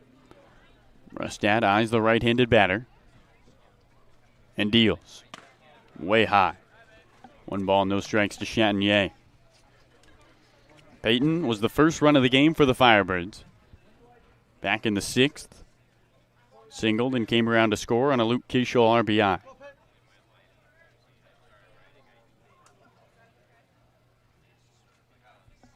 (1-0). At the top of the zone for a strike. 1 ball, 1 strike to Chatinier. It all started with a Tyler Locklear single to start the inning. Both runners moved up, him and Marcano, into scoring position after a throwing error by Crooks. 1-1. Breaking ball in there for a strike. 1 ball and 2 strikes. So with Marcano at second, Locklear at third, Garrett Guillemette bounced one into right. And Locklear came home to score. Garrett would move up to second on a wild pitch. Marcano at third, Guillemette at second. 1 out. 2-2 game, top of the 7th. 1-2 home. Chatinier fouls one straight back over the screen. And another 1-2 pitch coming his way.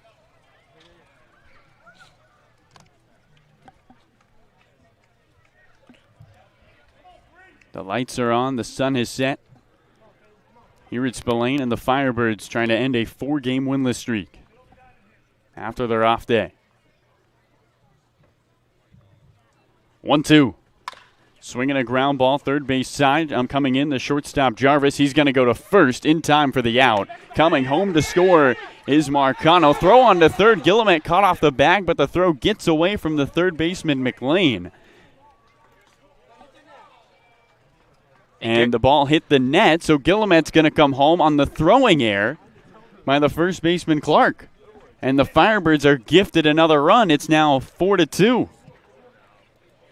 And the throw came into third because Garrett Guillemette lost track of the outs. He thought that was the third out of the inning, so he rounded third and was headed back to the dugout.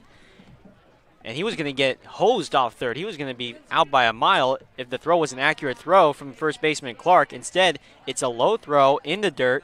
Sean McLean can't dig it out, and because it hits this side net here to protect the fans, I mean, it would basically have gone into the bleachers. It goes out of play, and Guillemette's awarded home, and so another gift for Orleans. It's 4-2 now. So in stands a lefty, Corey Acton. He swings and fouls the first pitch straight back.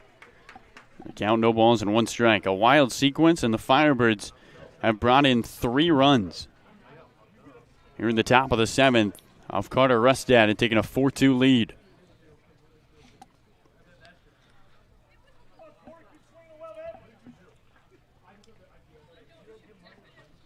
Rustad agrees with the sign. 0-1. Low. The count, 1 ball, 1 strike to Corey Acton. So you got an RBI ground out for Chatinier. He gets that. And then Guillemette scores on the error by the first baseman, Clark. 3 runs for Orleans here in this 7th. 1-1. Downstairs again. 2 balls and a strike to Corey Acton. And Wareham has committed 2 errors in this inning that have really come to bite them.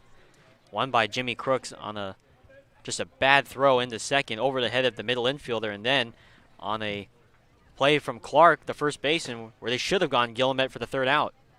2-1, breaking ball in the zone. Count 2 balls, 2 strikes. So 3 runs in the top of the 7th inning. And the Firebirds, after giving up the lead in the bottom of the 6th, punch back and lead 4-2. 2-2 to the plate. Misses inside. 3 balls and 2 strikes to Acton.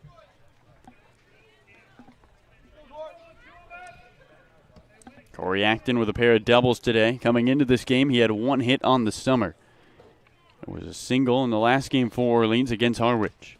2 extra base hits in this one. 3-2 home. And he takes ball 4 low, and the top of the 7th continues. A 2-out walk to Corey Acton, and up comes Luke Kieshel with 1 on. So good at bat from Corey Acton. He's had another real nice day at the plate. Couple of doubles against Adam Major, who did a terrific job for Wareham as their starter, and now he draws a walk. And so his at-bats have gotten better since arriving in Orleans. Remember, he came to this team, Carlo, without a hit when he had 12 at-bats with Harwich, and now he's starting to pick up the pitching a little bit more and pick up his rhythm, and now that's going to be it for Carter Rustad. So Rustad's night is over. Firebirds tag him for 3 runs, but he is not helped out by his defense. We'll step aside and come right back here at Spillane Field. Firebirds have 3 runs on the board in the top of the 7th, and they're not done yet. It's 4-2 Orleans over Wareham.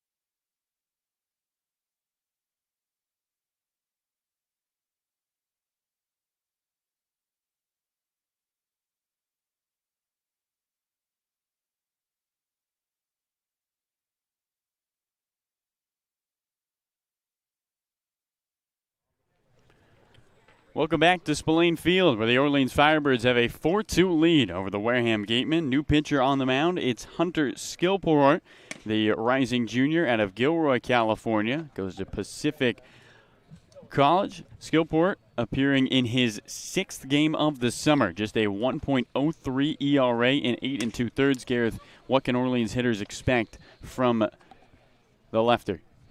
Yeah, Hunter Skillport, not a ton of velocity from him. He's going to throw his fastball around the high 80s, low 90s. Maybe he'll top out around 91, but he'll be in the high 80s range. Has a slow curveball, also has a slider and changeup. But for Skillport, it's mostly a fastball slider mix to left-hand hitters, and then he can really use any of the 3 against righties. And here he is facing a right-handed hitter in Luke Kieshel. Kieshel looks on. Acton leads at first. Skillport, the lefty, deals home. There goes Acton. The ball is in there for a strike. The throw on to second, not in time. Acton steals second base. And a runner in scoring position with 2 outs, and the Firebirds a chance to tack on to the 4-2 lead. That time a pretty good throw by Crooks on a 1-hop, dug out by Jarvis, the shortstop, but Acton just able to get the hand in there before the tag. And Corey Acton doing it with his legs. Second stolen base for Corey this summer with Orleans. So Kieshel, who had the first RBI of the night, a chance for another with 2 outs in the 7th. 0-1 off the outside. 1 ball, 1 strike to Kieshel. Skillport, before going to Pacific, was at West Valley and then Mission College. 2 JUCOs in California. Was named first team All Golden Coast Conference in JUCO. 0-1. And a swing and a ground ball right side into the right field for a base hit. Rounding third on his way home is Acton. And he's going to score standing, throw on to second, gets away from the shortstop Jarvis. On to third goes Luke Keischel with his RBI. It's 5-2 Orleans.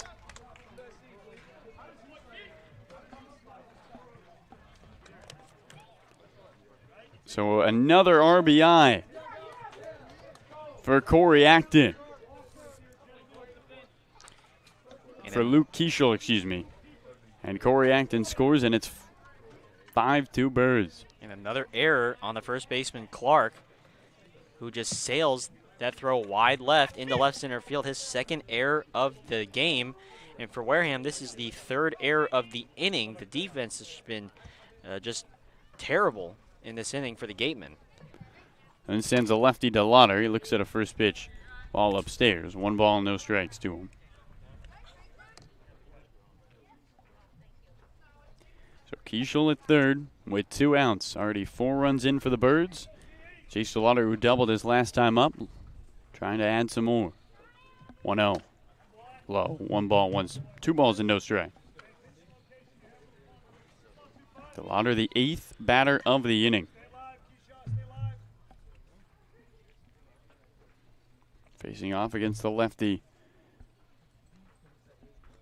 Hunter Skillport. 2-0. Misses away, throw down to third, and back with a head first slide is Keischel safely. And the count, 2 balls and a strike to Lauder. Lauder picked up his first hit against Wareham back in the 6th. 2-1. And he swings and bounces one right at the second baseman, Troy, who digs it up on the short hop and throws to first for the out. That will do it for the 7th. 8 batters come to the plate. The Firebirds bring 4 across, 3 hits, and they take a 5-2 lead into the 7th inning stretch. We'll step aside and come right back on the Birds Broadcast Network. Orleans back on top after a wild top of the 7th. All right, fans, tonight's game is sponsored by Curry College. Curry College is where you go to become anything you want. Curry prepares students to engage in successful careers with learning beyond the classroom. Explore undergraduate programs, NCAA Division III athletics, and continuing education and graduate studies, including 5th-year master's programs at www.curry.edu. The 99 Restaurant and Pub is proud to be a sponsor of the Cape Cod Baseball League. Visit your local 99 and try their famous colossal lobster rolls, piled high on grilled brioche and served hot, buttered, or with just the right amount of mayo and celery with fries and coleslaw. The 99, always the real deal.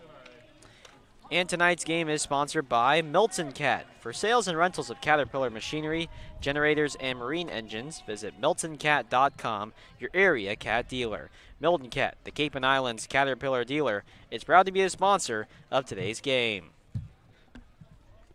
Thanks so much, Gareth. As always, great reads, great reads. Thank you, thank you. To the bottom of the 7th inning we go. Firebirds have a 5-2 lead over the Wareham Gatemen. Orleans looking to end a 4-game winless streak, and up comes the right-handed batter Tommy Troy, who made a nice play on a short hop from Chase DeLauder to end the top of the 7th. Troy 1 for 2 today with the double. He'll face Jeff Bramble. The pitch home. Upstairs in the count, 1 ball, no strikes. Jack Philby's getting loose for Orleans, the right-hander out of UCLA in the left field bullpen. 1-0. Troy takes a strike. And the count, 1 ball, 1 strike. Tommy Troy, who had a terrific NCAA tournament for the Sanford Cardinal, 1-1. And he swings and foul taps one into the chest protector of Garrett Gilliman.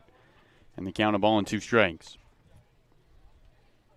4 of his 10 home runs on the season came during postseason play.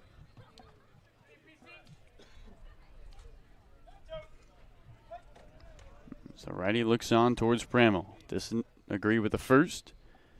1-2.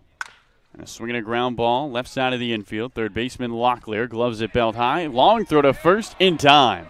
Troy doesn't agree. He pops up in the air, bouncing behind first base. Gives a look towards first base umpire Rick Erickson and then jogs back to the dugout.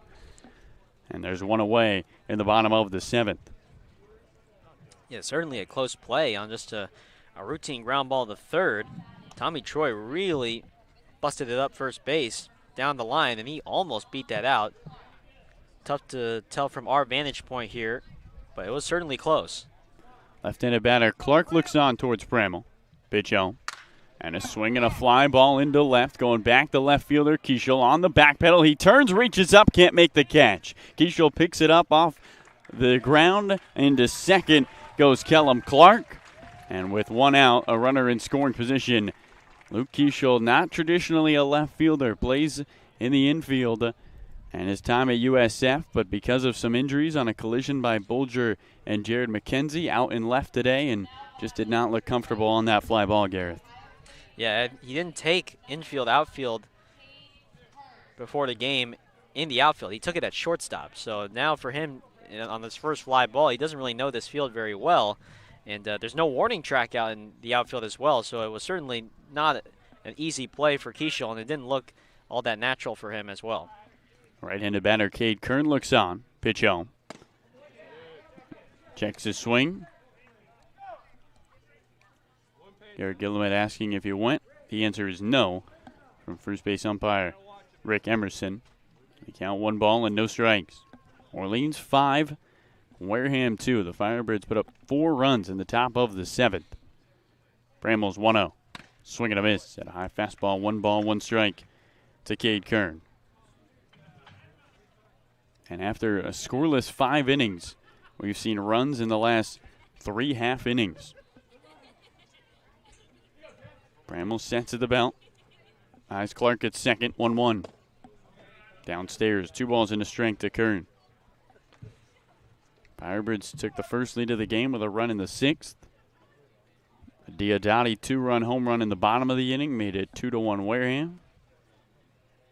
And then Orleans able to take a healthy lead with 4 in the top of the 7th, 2-1. Misses away, 3 balls and a strike to Cade Kern. That fly ball by Clark officially ruled a double. Not an error on Keishel. 3-1. Swing and a miss. The count fills up. 3 balls and 2 strikes to Cade Kern, who's already struck out twice today.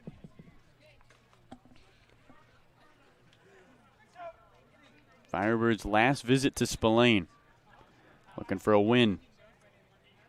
3-2. Swinging a ground ball left side of the infield. Charging Blackwell. The shortstop gloves it from the infield grass. Throws to first, and it gets away from the first baseman, Trey Harmon. Coming around third. In to score is Clark. On to second goes Cade Kern. And Wareham cuts into the lead. It's 5-3 Orleans in the bottom of the 7th.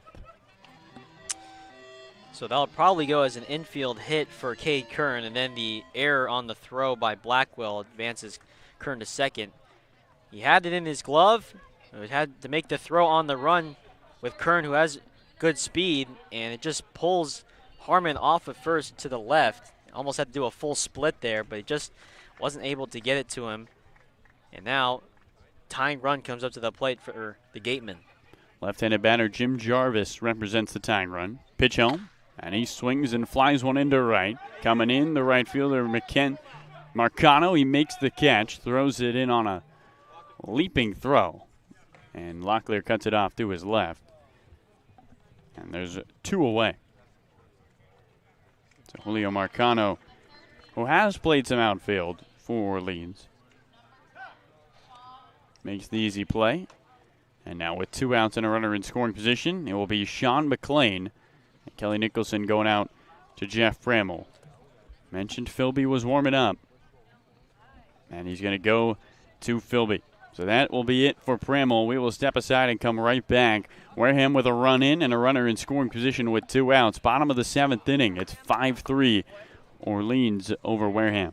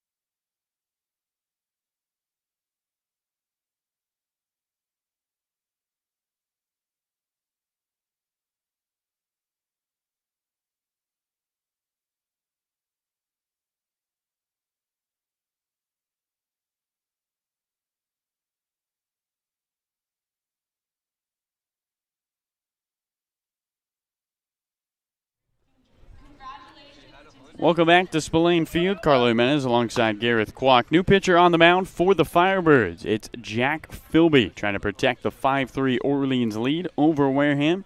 Philby making his 7th appearance of the year. The rising junior out of UCLA has a 9.31 ERA in 9 2/3, and he'll face Sean McLean with 2 outs and Cade Kern at second base.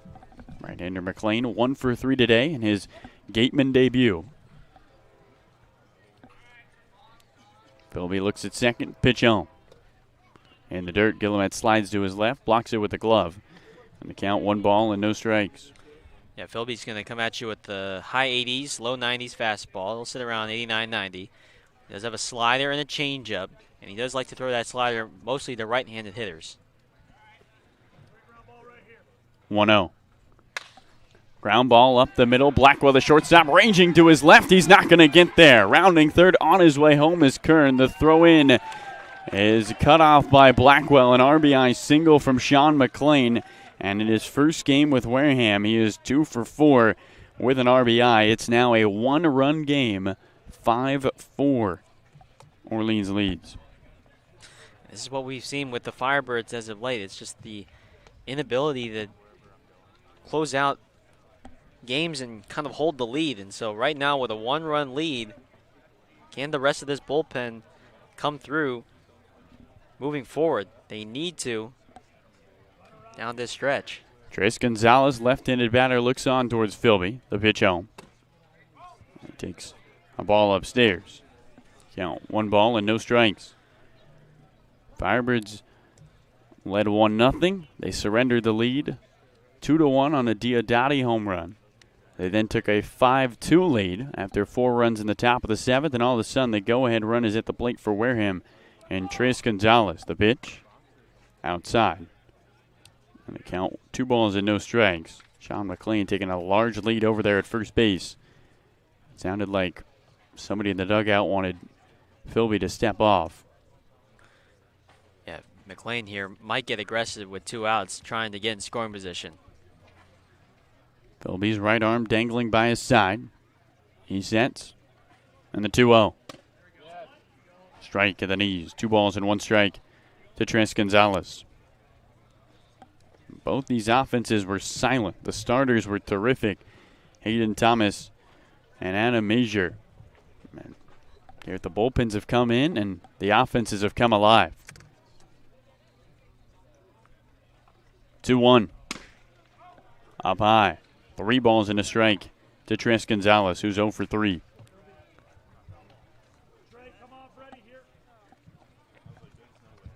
McLean at first after his RBI single to make it a 1-run game. Orleans 5, Wareham 4. 3-1 to the plate. Strike on the inside. Trace Gonzalez thought he had first base. He started to turn, took a crow hop, and then froze. And now he steps back in with a full count and a runner at first and 2 outs. Bottom 7. 2 teams reeling. Who's going to end the losing streak today? Runner goes 3-2. Misses inside, and a walk to Trace Gonzalez. On to second goes McLean, and the tying and go-ahead runs now on the base paths. And up comes Jack Brannigan, and out comes Matt Troop, the pitching coach for Orleans, to talk to his pitcher, Jack Philby. Yeah, pitching coach Matt Troop's going to come out here and give a scouting report to Jack Brannigan, go over the situation here with go-ahead run at second, the go-ahead run at first base, tying run at second base. And for Orleans, that they were up by 3 entering this bottom of the 7th. 2 runs on 2 hits, 1 error. And Jack Philby is trying to get this last out of the 7th and send this one to the 8th in what has been a back-and-forth game. Nick Wallerstedt getting warm in the pen. Philby trying to get out of the bottom of the 7th. Orleans 5, Wareham 4. Firebirds surrendered the lead in the 6th, trying to hold it after retaking the lead in the 7th. Philby deals to the right-handed batter, Brannigan. And that ball gets away from Guillemette, skips under his glove. On to third goes McLean as Gonzalez reaches second on the wild pitch. And now the tying and go-ahead runs in scoring position. And a 1-0 count on Brannigan. And that is not what you wanted on the first pitch there. That really Garrett Guillemette couldn't do much about. Fastball low and outside, and tough for Guillemette to have to slide step and try and block that one. Now that might be it for Jack Philby, as here comes Kelly Nicholson. That's going to do it. Wallerstedt will come in to get the final out. Check that. Nicholson coming out with Brannigan still at the plate. Can't sub the pitcher out in the middle of an at-bat. So the count 1 ball and no strikes. And now coming out for Wareham, manager Don Sweatin talking to home plate umpire Dan Henry. At third leads McLean. At second, Gonzalez. Orleans came into this inning up 5-2. They now lead 5-4 with 2 runners in scoring position. And now the umpires are going to come together. Gareth, any idea of what they're talking about? Could be because of the amount of mound visits that they've had, and whether because of that rule. Did Kelly coming out onto the field, is there a penalty there because it's the middle of the at-bat? Well, we'll have to see what these umpires, what the conversation's about. But I think it's because Kelly I don't know if it was because Kelly either came out in the middle of the at-bat or because pitching coach Matt Troop just came out and made a mound visit already with Brannigan coming up to the plate. And so then Kelly you can't make a second mound visit with the same batter in the box. So you can't have 2 mound visits for the same batter. I think that was the discussion there. 2 on, 2 out. Bottom 7, Orleans 5, Wareham 4. The pitch home. Breaking ball in there for a strike. Count 1 ball and 1 strike to Jack Brannigan. Brannigan, the first run of the game for Wareham, came around to score on the Owen Diodati 2-run home run. He's on deck.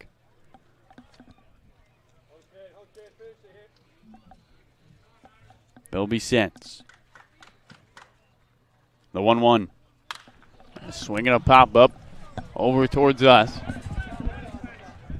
And behind us onto the seating down the left field line. I see you with the glove, Gareth. Oh, boy. My heart skipped there for a second. I was going to go up with a bare hand. Probably would end up with a broken hand, but That was about 10 to 12 feet away from us. our heart's beating. Jack Philby trying to keep this lead at 1. McLean at third, Gonzalez at second, 1-2. Misses inside. 2 balls, 2 strikes to Brannigan. And I think the rule that home plate umpire Dan Henry told Kelly Nicholson is you can't make a second visit to the mound while the same hitter is at bat. So Matt Troop already made 1 visit. Kelly can't go out to the mound again. Philby has to finish this hitter first, and then Kelly can make the change if he wants. Philby sets. 2-2. Swing and a miss. Down goes Brannigan, and that will do it for the 7th. The Firebirds surrender 2, but not the lead, as they take a 5-4 lead into the top of the 8th. Orleans hanging on by a shoestring here at Spillane.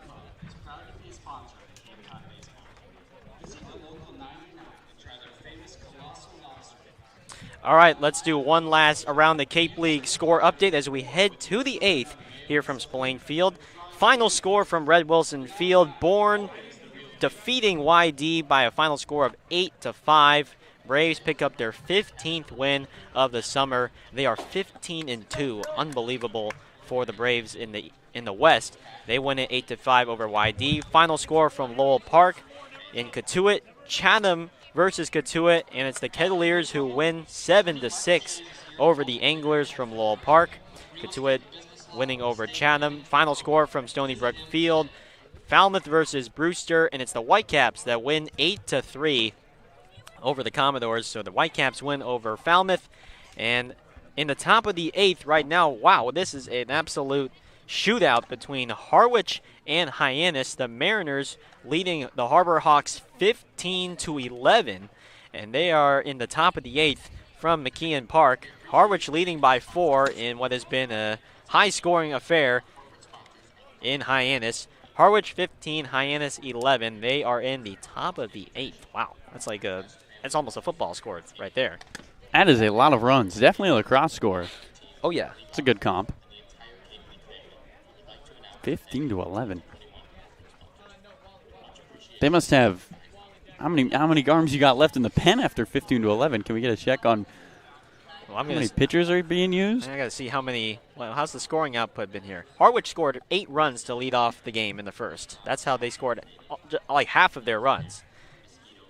15 runs on 16 hits, 1 error for Harwich. 11 runs on 11 hits, 2 errors for the Harbor Hawks. Wow. That's a lot of offense. I'd say. I can't say I'm surprised. I mean, neither of those pitching staffs are excellent, but 15-11. Right now, Gareth, Don Sweatin talking with home plate umpire Dan Henry about something. Both of them have their lineup cards in their hands. And I don't know if this is the conversation dating back to when Kelly Nicholson tried to come out and make a pitching change, even though it was 2 mound visits in the same batter. I'm not sure if it's because of that or because they're trying to make a pitching change. But I want to say that the conversation stems from the fact that Wareham thought that an additional penalty should have happened for Kelly trying to make a second mound visit with the same hitter. So in stands the right-handed batter, Trey Harmon, to face Hunter Skilparat. Open up the top of the 8th inning. The pitch. Upstairs in the count, 1 ball and no strikes to Harmon. Orleans 5, Wareham 4. We've seen runs in the last 4 half innings here at Spillane. 1-0. Swing and a miss. Count, 1 ball, 1 strike. Defensive substitution for Wareham. Angelo Despina has come on in now, and he's playing first base for Kellum Clark. Clark had a rough night defensively. He had 2 errors, and they came at tough times for Wareham. Here comes a 1-1. And another wave. The count, 1 ball and 2 strikes to Trey Harmon. Harmon with a dirty front of his all-white HDMH uniform. Made a nice play on the defensive side. Back in the 5th. 1-2. And he swings and bloops one over the first baseman, Despina, down the right field line. Harmon's going to round first. He's trying for 2. The throw in from Cade Kern. It bounces in, and it gets Trey Harmon. The tag applied by Jarvis, and Harmon is retired, trying to take an extra base. I think if Trey Harmon slides there, he may beat out the play, but he came in standing up. And a bang-bang play at second base. Harmon trying to stretch that one into 2. He didn't slide. And it's tough to say if the tag was in time, but it was very close. But I think if Harmon slides, he's safe. So with 1 out and the base is empty, it's the right-handed batter, Tyler Locklear. As he watches a first pitch strike go by, and the count, no balls and 1 strike to him. I just don't think Harmon was expecting that throw to come in. He thought he had a stand-up double, and at the very last second, he sees the tag come in. So instead of a runner at second to open up the inning, the bases are cleared. 0-1. Locklear fouls one back. Count, no balls and 2 strikes to him. Tyler Locklear having a nice bounce-back performance today. 0 for his last 9 in his last 3 games. He's 2 for 3 with a run.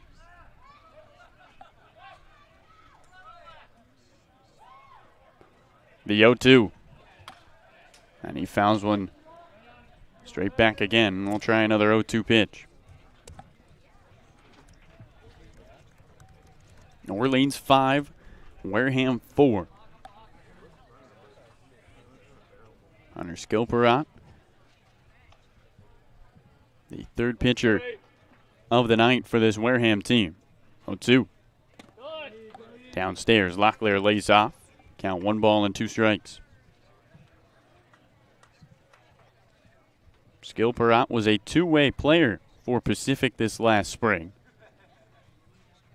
Had a 7.07 ERA and hit 185 in the box.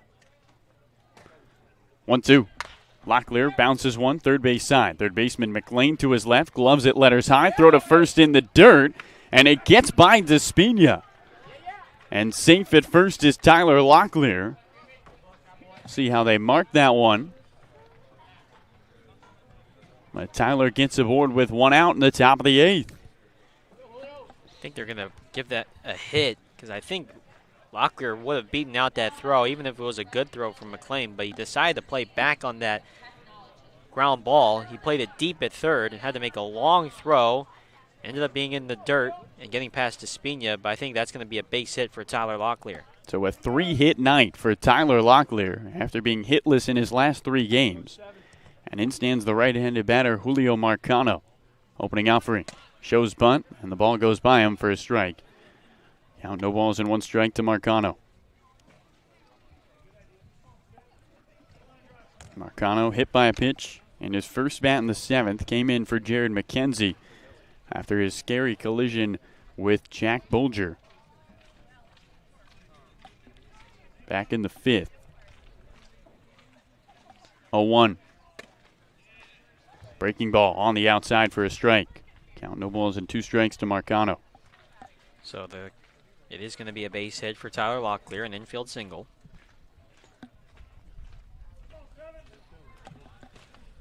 Locklear leads at first. 1 out, 5-4 Orleans, top of the 8th. 0-2, strike 3 at the knees. Marcano down looking. And there's 2 away here in the 8th for Garrett Guillemette. First strikeout for Hunter Skilperat. Guillemette singled, came around to score on a play that went Orleans' way, should we say. Back in the 7th. Right-handed batter looks on. Locklear running, and they have him in a rundown. Throw down to Despina at first, the throw to second, and Locklear is tagged out by the second baseman, Tommy Troy. That will do it for the top of the 8th. Couple of running errors by Orleans, and they should have had 2 batters. Instead, it's a 1-2-3 inning. We'll head to the bottom of the 8th. Orleans 5, Wareham 4. Here at Spillane Field.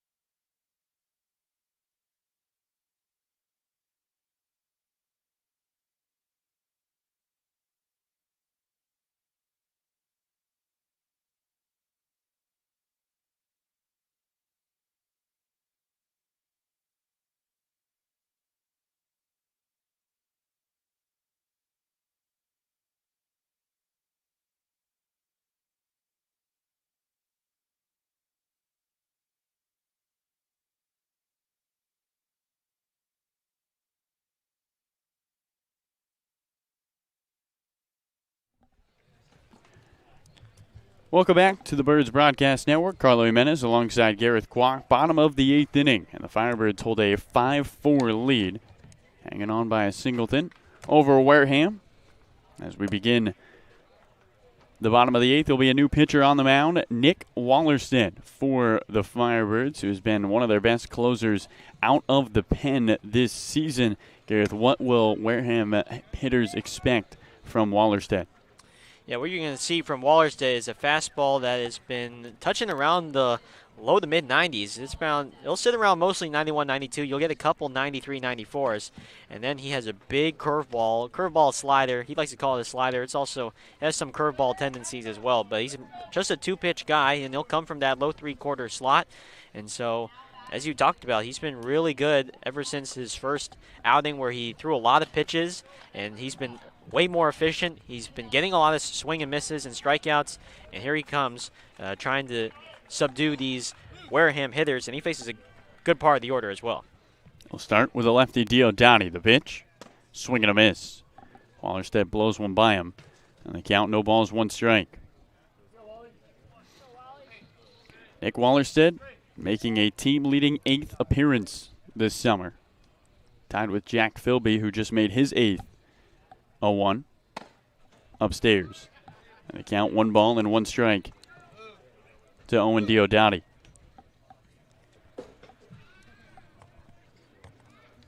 It's still a humid night here at Wareham. 1-1 downstairs. 2 balls and a strike. The sun is set, but it has not cooled off, Garrett. It is not. It is, I think, gotten muggier, though, as the night has gone on, actually. And there's no wind, so it's still very humid. 2-1. Check swing. Did he go? He did, says home plate umpire Dan Henry. And the count even, 2 balls and 2 strikes to Owen Diodati. Diodati spoiled the first lead of the game for Orleans with a 2-run home run in the 6th. Made it 2-1, 2-2. And he swings and grounds one to second. Chatinier, the second baseman, charges. He dives to his left as he slips. The ball gets away from him into right field. On to second goes Diodati as Marcano comes in from right to track it down. And the tying run in scoring position as Owen Diodati reaches. Peyton Chatinier just looked like he lost his footing and a weird hop to his right. Yeah, off the bat, it's a routine play that we've seen Chatinier make many times. And, I mean, he's got a smile on his face, just kind of laughing off that, just what happened there, because I think he just lost his footing. He must have slipped out there, because that's a sure-handed play for the Ole Miss second baseman. Instead, that's going to be a double, almost an infield double for Owen Diodati, who alertly takes second, and now he's in scoring position. Pitch to the left-handed batter Crooks with a runner at second, and Jimmy Crooks waves. The count, no balls and 1 strike to him. Looks like there hasn't been an official score on that Diodati chopper up the middle. And now Jimmy Crooks, who's 0 for 3, looks on. Wallerstedt's 0-1. Crooks swings, he grounds one left side of the infield. Benjamin Blackwell's going to go 3, and Locklear tags out Diodati. Blackwell moving to his left. Diodati running from second, and the Firebirds get the lead runner. And now Crooks at first with 1 out in the bottom of the 8th. So the double they officially ruled it as a double for Diodati, but that's a great play there by Blackwell, who saw Diodati was trying to get to third off the crack of the bat. Sees the opportunity to get him at third, throws an accurate play to Locklear, and he's out definitely in time, and the lead runner is retired. Right-handed batter Tommy Troy looks in. Wallerstedt deals. Troy looks at a ball away. Count 1 ball and no strikes to the sophomore out of Stanford. Orleans 5, Wareham 4. A double by Diodati, but he's cut off trying to advance to third on a ground ball off the bat of Jimmy Crooks. The 1-0. Up high. 2 balls and no strikes. Nick Wallerstedt in his first outing with the Firebirds went an inning, gave up a run. Since then, he has not allowed a run. Trying to keep it that way in the bottom of the 8th.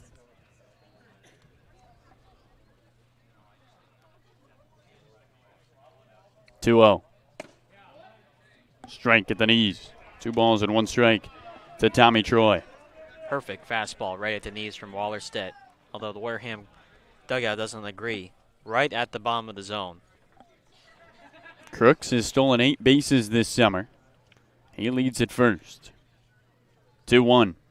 Swinging a ground ball up the middle. and into center field, a base hit. Rounding second on his way to third comes Crooks. The throw in, the tag, they got him! Tyler Locklear applies the tag on a nice throw from Chase DeLauder. And Jimmy Crooks, trying to advance to third, is tagged out. The second nice defensive play of the inning by the Firebirds. Ground ball up the middle, and Jimmy Crooks. The Wareham has tried to get aggressive here in these last two plays, and it has cost them. Diodati caught off third on a ground ball to short, and then Crooks trying to take first to third on a ground ball up the middle. And DeLauder with the throw that was a little bit offline toward the left of third, but then Locklear sweeps and dives to tag out Crooks, and he looked like he was out from our view. So Kellum Clark, left-handed batter, looks on. Orleans hanging on to that one-run lead. Tying run still in scoring position in Tommy Troy. He's at second with 2 outs. Pitch misses away. Looks like we have a pinch hitter here for Wareham. Karam James out of Mississippi State. One Mississippi State player replaced with another, so Clark's night is done. James is in. Still looking for his first hit today. 1-0. Off the outside. Still looking for his first hit of the summer, excuse me. James 0 for 11 with 5 strikeouts.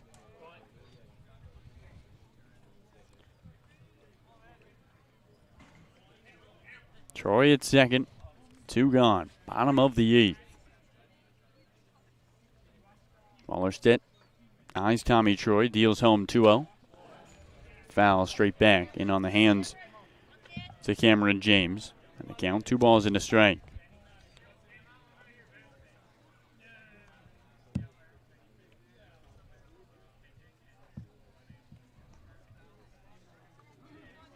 James in his season with Mississippi State, 264 hitter.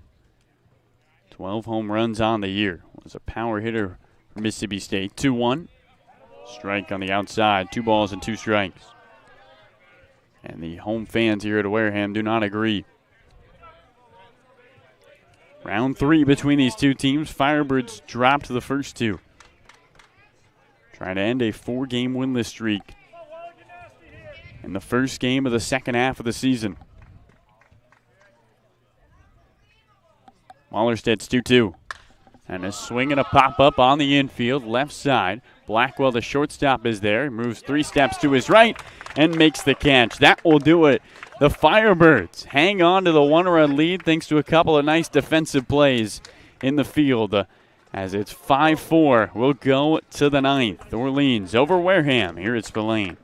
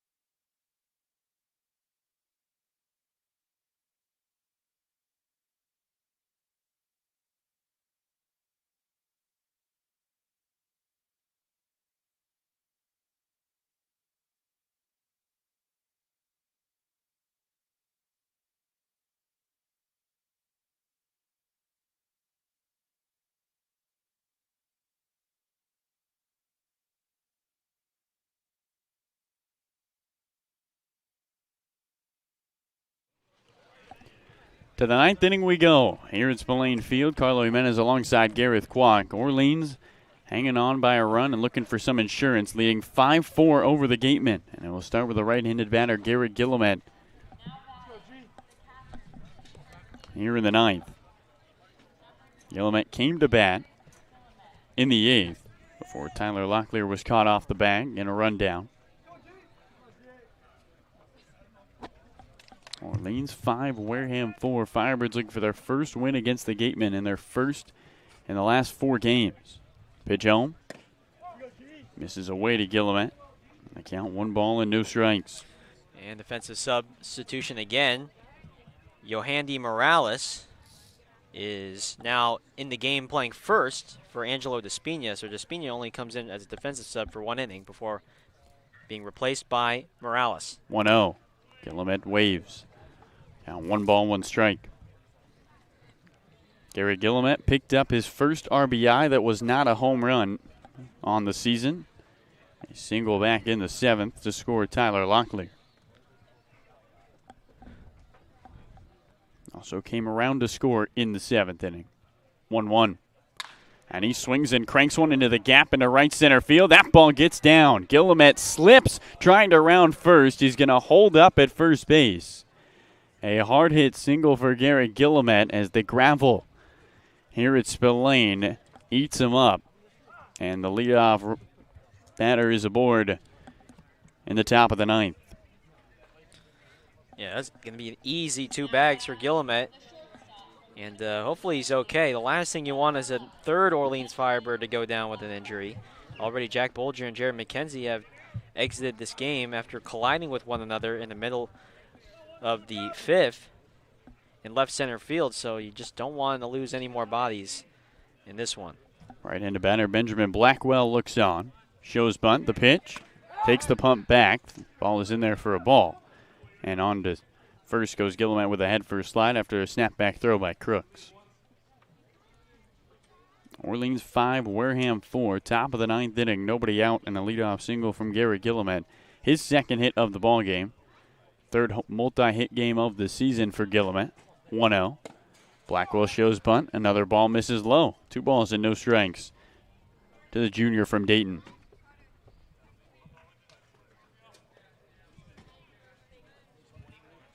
Benjamin Blackwell 0 for 3 with a pair of strikeouts.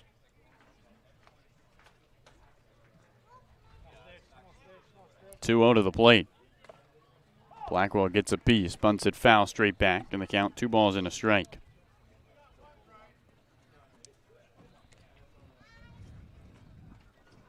Gillimet did advance to second on a wild pitch earlier in the game. Doesn't have terrific speed, but he can get over with a good bunt.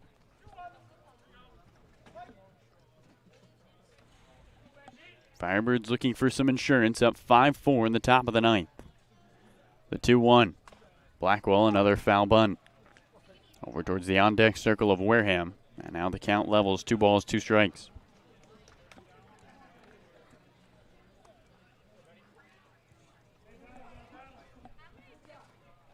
Game 1 of the second half of the season. We've played 18. There's 18 more to play.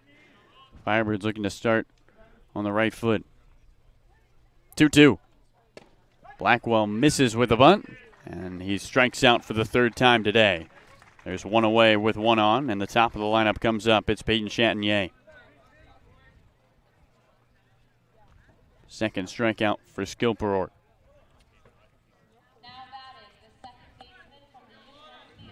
Yeah, so Blackwell tried to get that bunt down, unable to do so. And now Chanier's got to try and advance Gillimet here. Pitch home. Chanier swinging away, fouls it back to the screen. No balls and 1 strike to the right-handed batter. Peyton singled and scored back in the 6th. Picked up an RBI and a ground ball to short back in the 7th. Gillimet at first, his front of his jersey used to be white, now covered in black. 0-1. Chatinier swings a bloop shot into left field. That ball's going to get down for a base hit. Gillimet rounding second, on his way to third with a head-first slide. He's safe. Garrett Gillimet with a gutsy play around second. And he moves 90 feet up and 90 feet away from home on the Peyton Chatinier single. And there's runners at the corners with 1 out in the top of the 9th. Well, a tough play like that, like a blooper, you have to decide when rounding second if you want to go to third immediately. You can't be in between, and so Garrett Gillimed didn't hesitate, and he went straight for third, and with a face plant and all, he's safe into third base. But if he's hesitant around second, Carlo, if Garrett's hesitant, he's not safe at third. But he didn't. He made up his mind immediately, and now he's 90 feet away from adding a big insurance run for Orleans. So Corey Acton, the left-handed batter, looks on. Time is called by Crooks. Between that play, the slip at first, and then the slide into second, Gillimed hasn't looked the smoothest on the gravel, but he's gotten it done. Opening offering to Acton, he shows bunt and takes a strike. The count, no balls and one strike to the junior headed to Georgia. And we haven't seen the safety squeeze in a bit, but Kelly Nicholson knows how important that run is at third, and so he may be willing to sacrifice the out for this run here. 0-1. Acton bunts one foul over towards the merch stand. And the count, no balls, two strikes.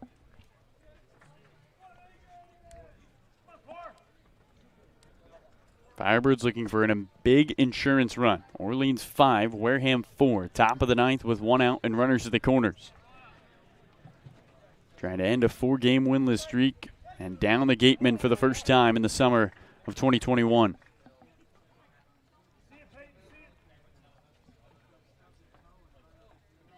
Oh, 2. Swing and a miss. Acton retired swinging. Third strikeout for Skilpera. And it's up to Luke Kieshel, who is 2 for 2 with a pair of RBIs to try to add to the 5-4 Firebirds lead.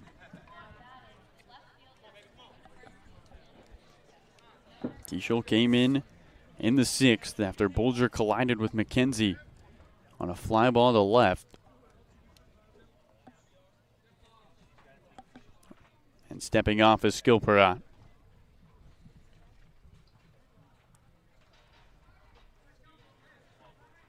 Kieshel with 2 RBIs on 2 base hits. Gillimed 90 feet away, Chatinier at first. And the Orleans Firebirds trying to get a win across the bridge at Spillane. Pitch home. Misses away. 1 ball and no strikes to Luke Kieshel.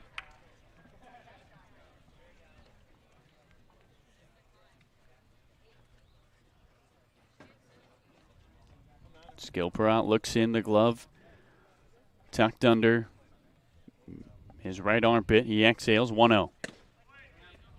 Strike 1 at the knees. 1 ball, 1 strike to Kieshel, whose jersey is also covered in black. Seems like everybody for the Firebirds has skid marks across the uniform from this gravel. Here at Spillane.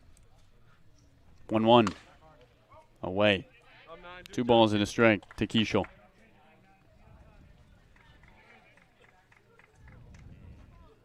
It's the last time Orleans makes the trip. Can they make the long ride back with smiles on their faces? Chatinier at first, Gillimed at third. 1 out, 2 outs. Top of the ninth.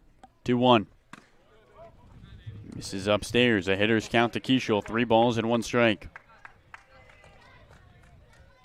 And with Chase DeLauder on deck, you would think that Skilport will need to come in here against Kieshel so he doesn't have to face DeLauder with the bases loaded. 3-1 to the plate. Kieshel swings and flies one into right field. Right fielder Kern moving over, and he reaches up and makes the catch. 2 hits, 2 left on, but no runs to show for it. And the Firebirds will have to play with a 1-run lead into the bottom of the ninth. It's Orleans 5, Wareham 4. Here it's Spillane.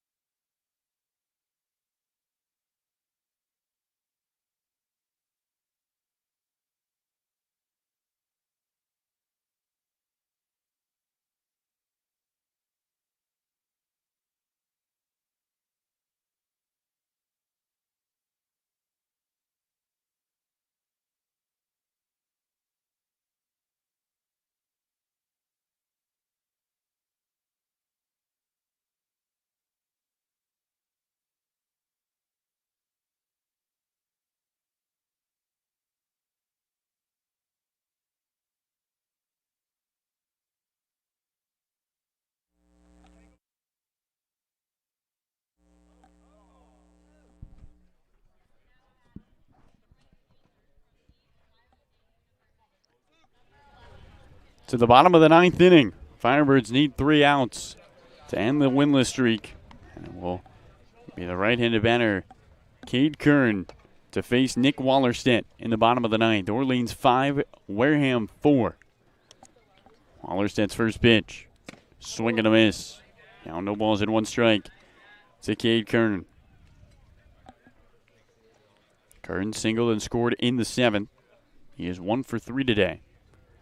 A 1 and another wave. No balls and 2 strikes. Wallerstedt trying to make it 7 straight outings without giving up a run. The 0-2. Oh, and that gets the helmet of Kern. He pops back up and jogs down to first. Hopefully he's all right. First base umpire Rick Emerson asking for a trainer. Kern puts his hand out and says, no, I don't need one. Trainer's going to come out anyway. Got to check on him. So Wallerstedt hits the leadoff man. That puts the tying run aboard. And up comes the left-handed batter, Jim Jarvis, who represents the go-ahead run in the bottom of the 9th. Orleans has not made things easy the last several games in late-game situations with the bullpen. And Wallerstedt hitting Kern in the helmet, and he's going to be aboard now. Go-ahead run coming up to the plate for the Gatemen. At first leads Kern. He's the tying run. Jarvis looks towards Wallerstedt. He's the go-ahead. Pitch to him. He shows bunt. Pulls it back. Takes a ball. Now 1 ball and no strikes to Jarvis. Sean McLean, who's 2 for 4 with an RBI, waits on deck.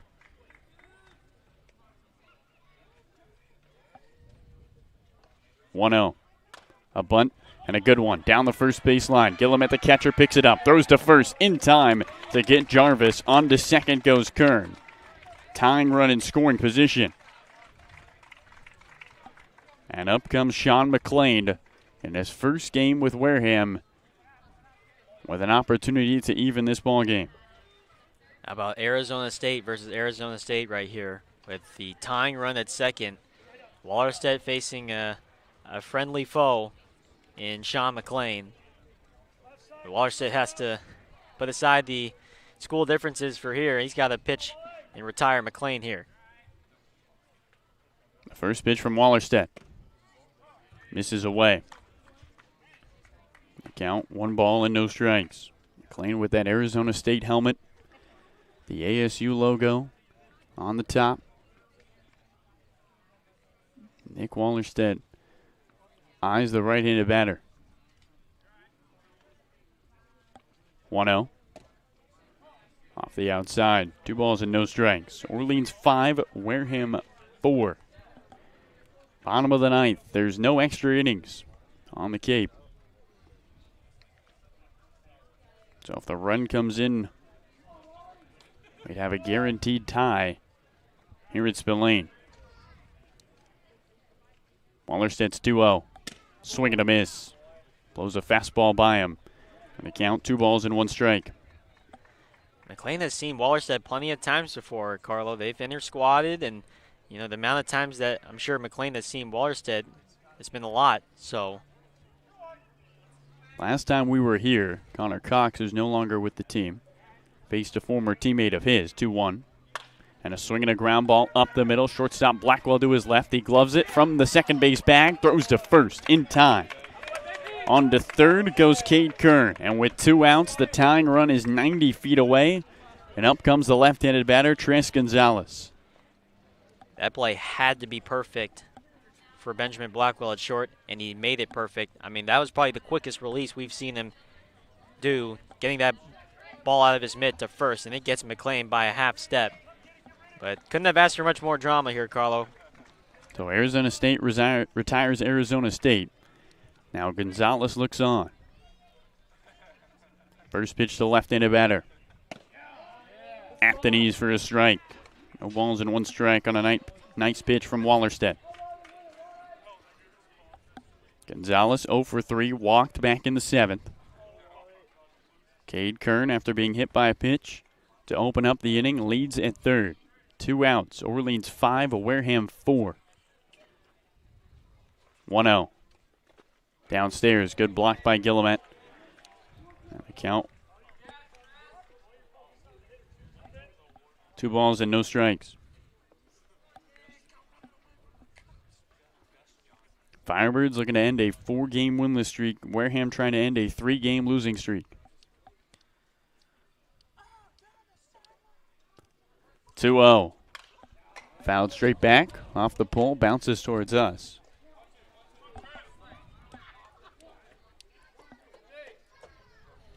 And the count, 2 balls and a strike.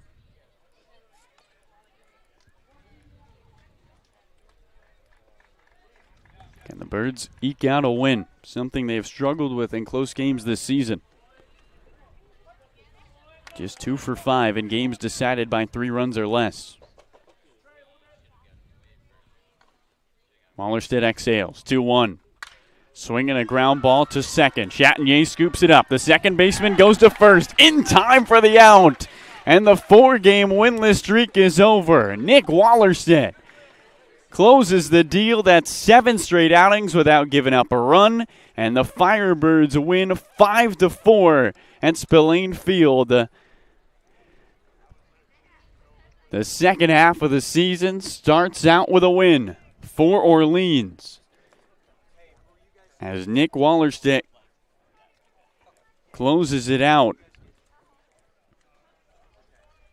What a win by the Firebirds. A couple terrific defensive plays in the 8th inning. A nice one from Chase DeLauder and Benjamin Blackwell. Tyler Locklear applying tags on runners trying to advance to third. And Orleans will win 5-4. The Firebirds improve to 8-3. And Wareham drops to 7-10-4. A sloppy night of baseball by both sides, but in the end, it's the Birds who will be taking the long trip home with a win. The final game-winning run scored by Garrett Guillemette on a play that it looked like he was caught off the bag. The throw-in from the first baseman, Clark, was wide. It went past the third baseman, McLean. Guillemette then was able to walk home on the air. And that's the deciding run. Orleans with a 5-4 win and smiles around as they end the 4-game winless streak.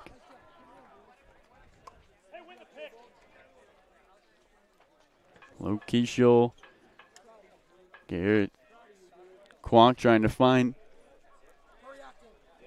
Luke.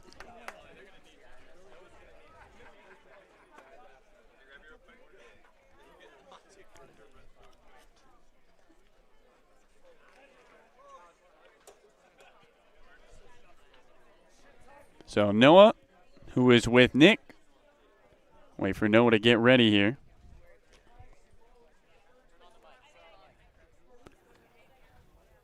Noah, whenever you're ready, go ahead and take it away. Appreciate it, Carlos. I'm on the sidelines right now with the man who just closed the game, Nick Wallerstedt. And Nick, it's funny because when you were warming up, I relayed the message to the guys. I said, the Grim Reaper is warming up. That's really what you've become for this team between tonight, just a couple days ago against Harwich. You came in that tie ball game. What has kind of given you the confidence to assume this almost closer-like role, the guy that comes in maybe the not-so-fun, stressful situations and gets the job done? I just know how good my stuff is and how I could play. Obviously, today I was a little tired. Not going to lie about that. I've been sweating my ass off. So, but yeah, I just been feeling really good this summer so far and had really good stuff. So. Well, and in both innings, you let a guy get on, one with air, one hit by pitch, first batter there. How do you kind of not stress out, decompress, and stay in the zone and basically not get nervous in those situations? You just got to keep your body calm. That's why I've been working on some breathing techniques that have helped me during game and before I go in to not overhype the situation. Usually when you get overhyped or you start pressing, that's when you're not your best. So I know I'm my best when I'm more relaxed and more visual. of the situation. Well, and finally, more broadly for the team, you guys went on a 4-game winless streak, but finally get a big victory, hard-fought one tonight. What does that mean to not only get off that streak for you guys, but going into a massive series against YD this weekend? I mean, it feels great to always get a win, but after the 4-game drought where we haven't gotten a win, it just feels great to get one. And then going into the series, I'm rolling high right now because we got a win, so it feels good. All right. Well, Nick Wallish had another stellar outing. I think you've earned just a couple slices at Minerva tonight. I'll let you catch your breath, get a good night's sleep, and see you at YD tomorrow. Guys, I'll send it back to you. Or we got Carlo down on the sidelines. He's standing back by with Luke Keishel. Carlo, take it away, my guy. Appreciate it, Noah. Thanks so much. I'm here with Luke Keishel. Luke, 2 for 3 today, 2 RBIs. Coming in the middle of the game, probably a game you didn't expect to play in. When you get the call and you're playing left field, have you ever played left before? No. Actually, I played left one time last summer for 1 inning. Okay. So that was your first time playing left? Yeah. And you had the 2 RBIs. Big hit, first run of the ball game to kind of break the seal open. You guys go on to score 5 runs. How has it been playing with this team through this first 3 games? It's fun. The level of competition's really high, and it's been a lot of fun just to play at that level. And meeting a lot of cool guys along the way that really helped me get acclimated with the team. They make you feel at home right away, and they're really good guys. A big win for the Birds. You end the 4-game winless streak. How can you carry this momentum into this next week, and especially a big home-and-home with YD tomorrow? Staying aggressive on the offensive end. I mean, it took us a while to get going, but once we started going, it seemed like the wheels started to turn and people were catching fastballs out front. I think just staying aggressive on the offensive piece and playing clean defense is going to win games. Awesome. Thanks so much, Luke. Really appreciate it. We'll see you tomorrow. Yes, sir. And now we're going to send it back to our producer, Matt Shenfield. Thank you. Matt, take it away. Oh, we'll keep it here. Firebirds get the win. 5-4 over the Wareham Gatemen. We're going to get food after this. That's going to be good. Noah Searson's down here. What's good? We're down here on the sidelines. What's good? Mr. Jimenez. We got the double mic situation. I'm gonna hopefully be talking to Skip shortly, but I'll give Carlo a bit of time. Run up back to the Raptor cage, WWE style. But I see Garrett's up there. You want to take it away up there, Garrett, for a sec? Yeah, absolutely. I can take it away. The players right now still about to have one last little conference and post-game meeting before they leave and get some pizza at Minerva's down the street. Carlo Jimenez made the trip back up. We didn't think that one. Oh, I got to turn on your mic. I'm sorry. We didn't really think that one through. That's okay. It actually worked out okay. The thing is with the Raptor cage, we didn't want the players to have to. The last time we got Jordan Sprinkle up to come up to the Raptor cage in his spikes. And, there's not really a whole lot of railing and places to grab to get onto this 10-foot little pedestal here. So maybe not the safest for guys that are going to be making millions of dollars very soon. So we just figured we'll reach the mic down to the dugout and get Luke Keishel. And, Luke Keishel did it again, and Noah Searson's going to try and get our skipper, Kelly Nicholson, in a second here. But,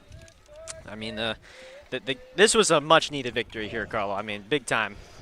Yeah, an odd game, a sloppy game, and the winning run ends up being a throwing error on which Garrett Guillemette should have been tagged out away from third when he didn't know how many outs there were in the inning, and that kind of tells you everything you know about this game.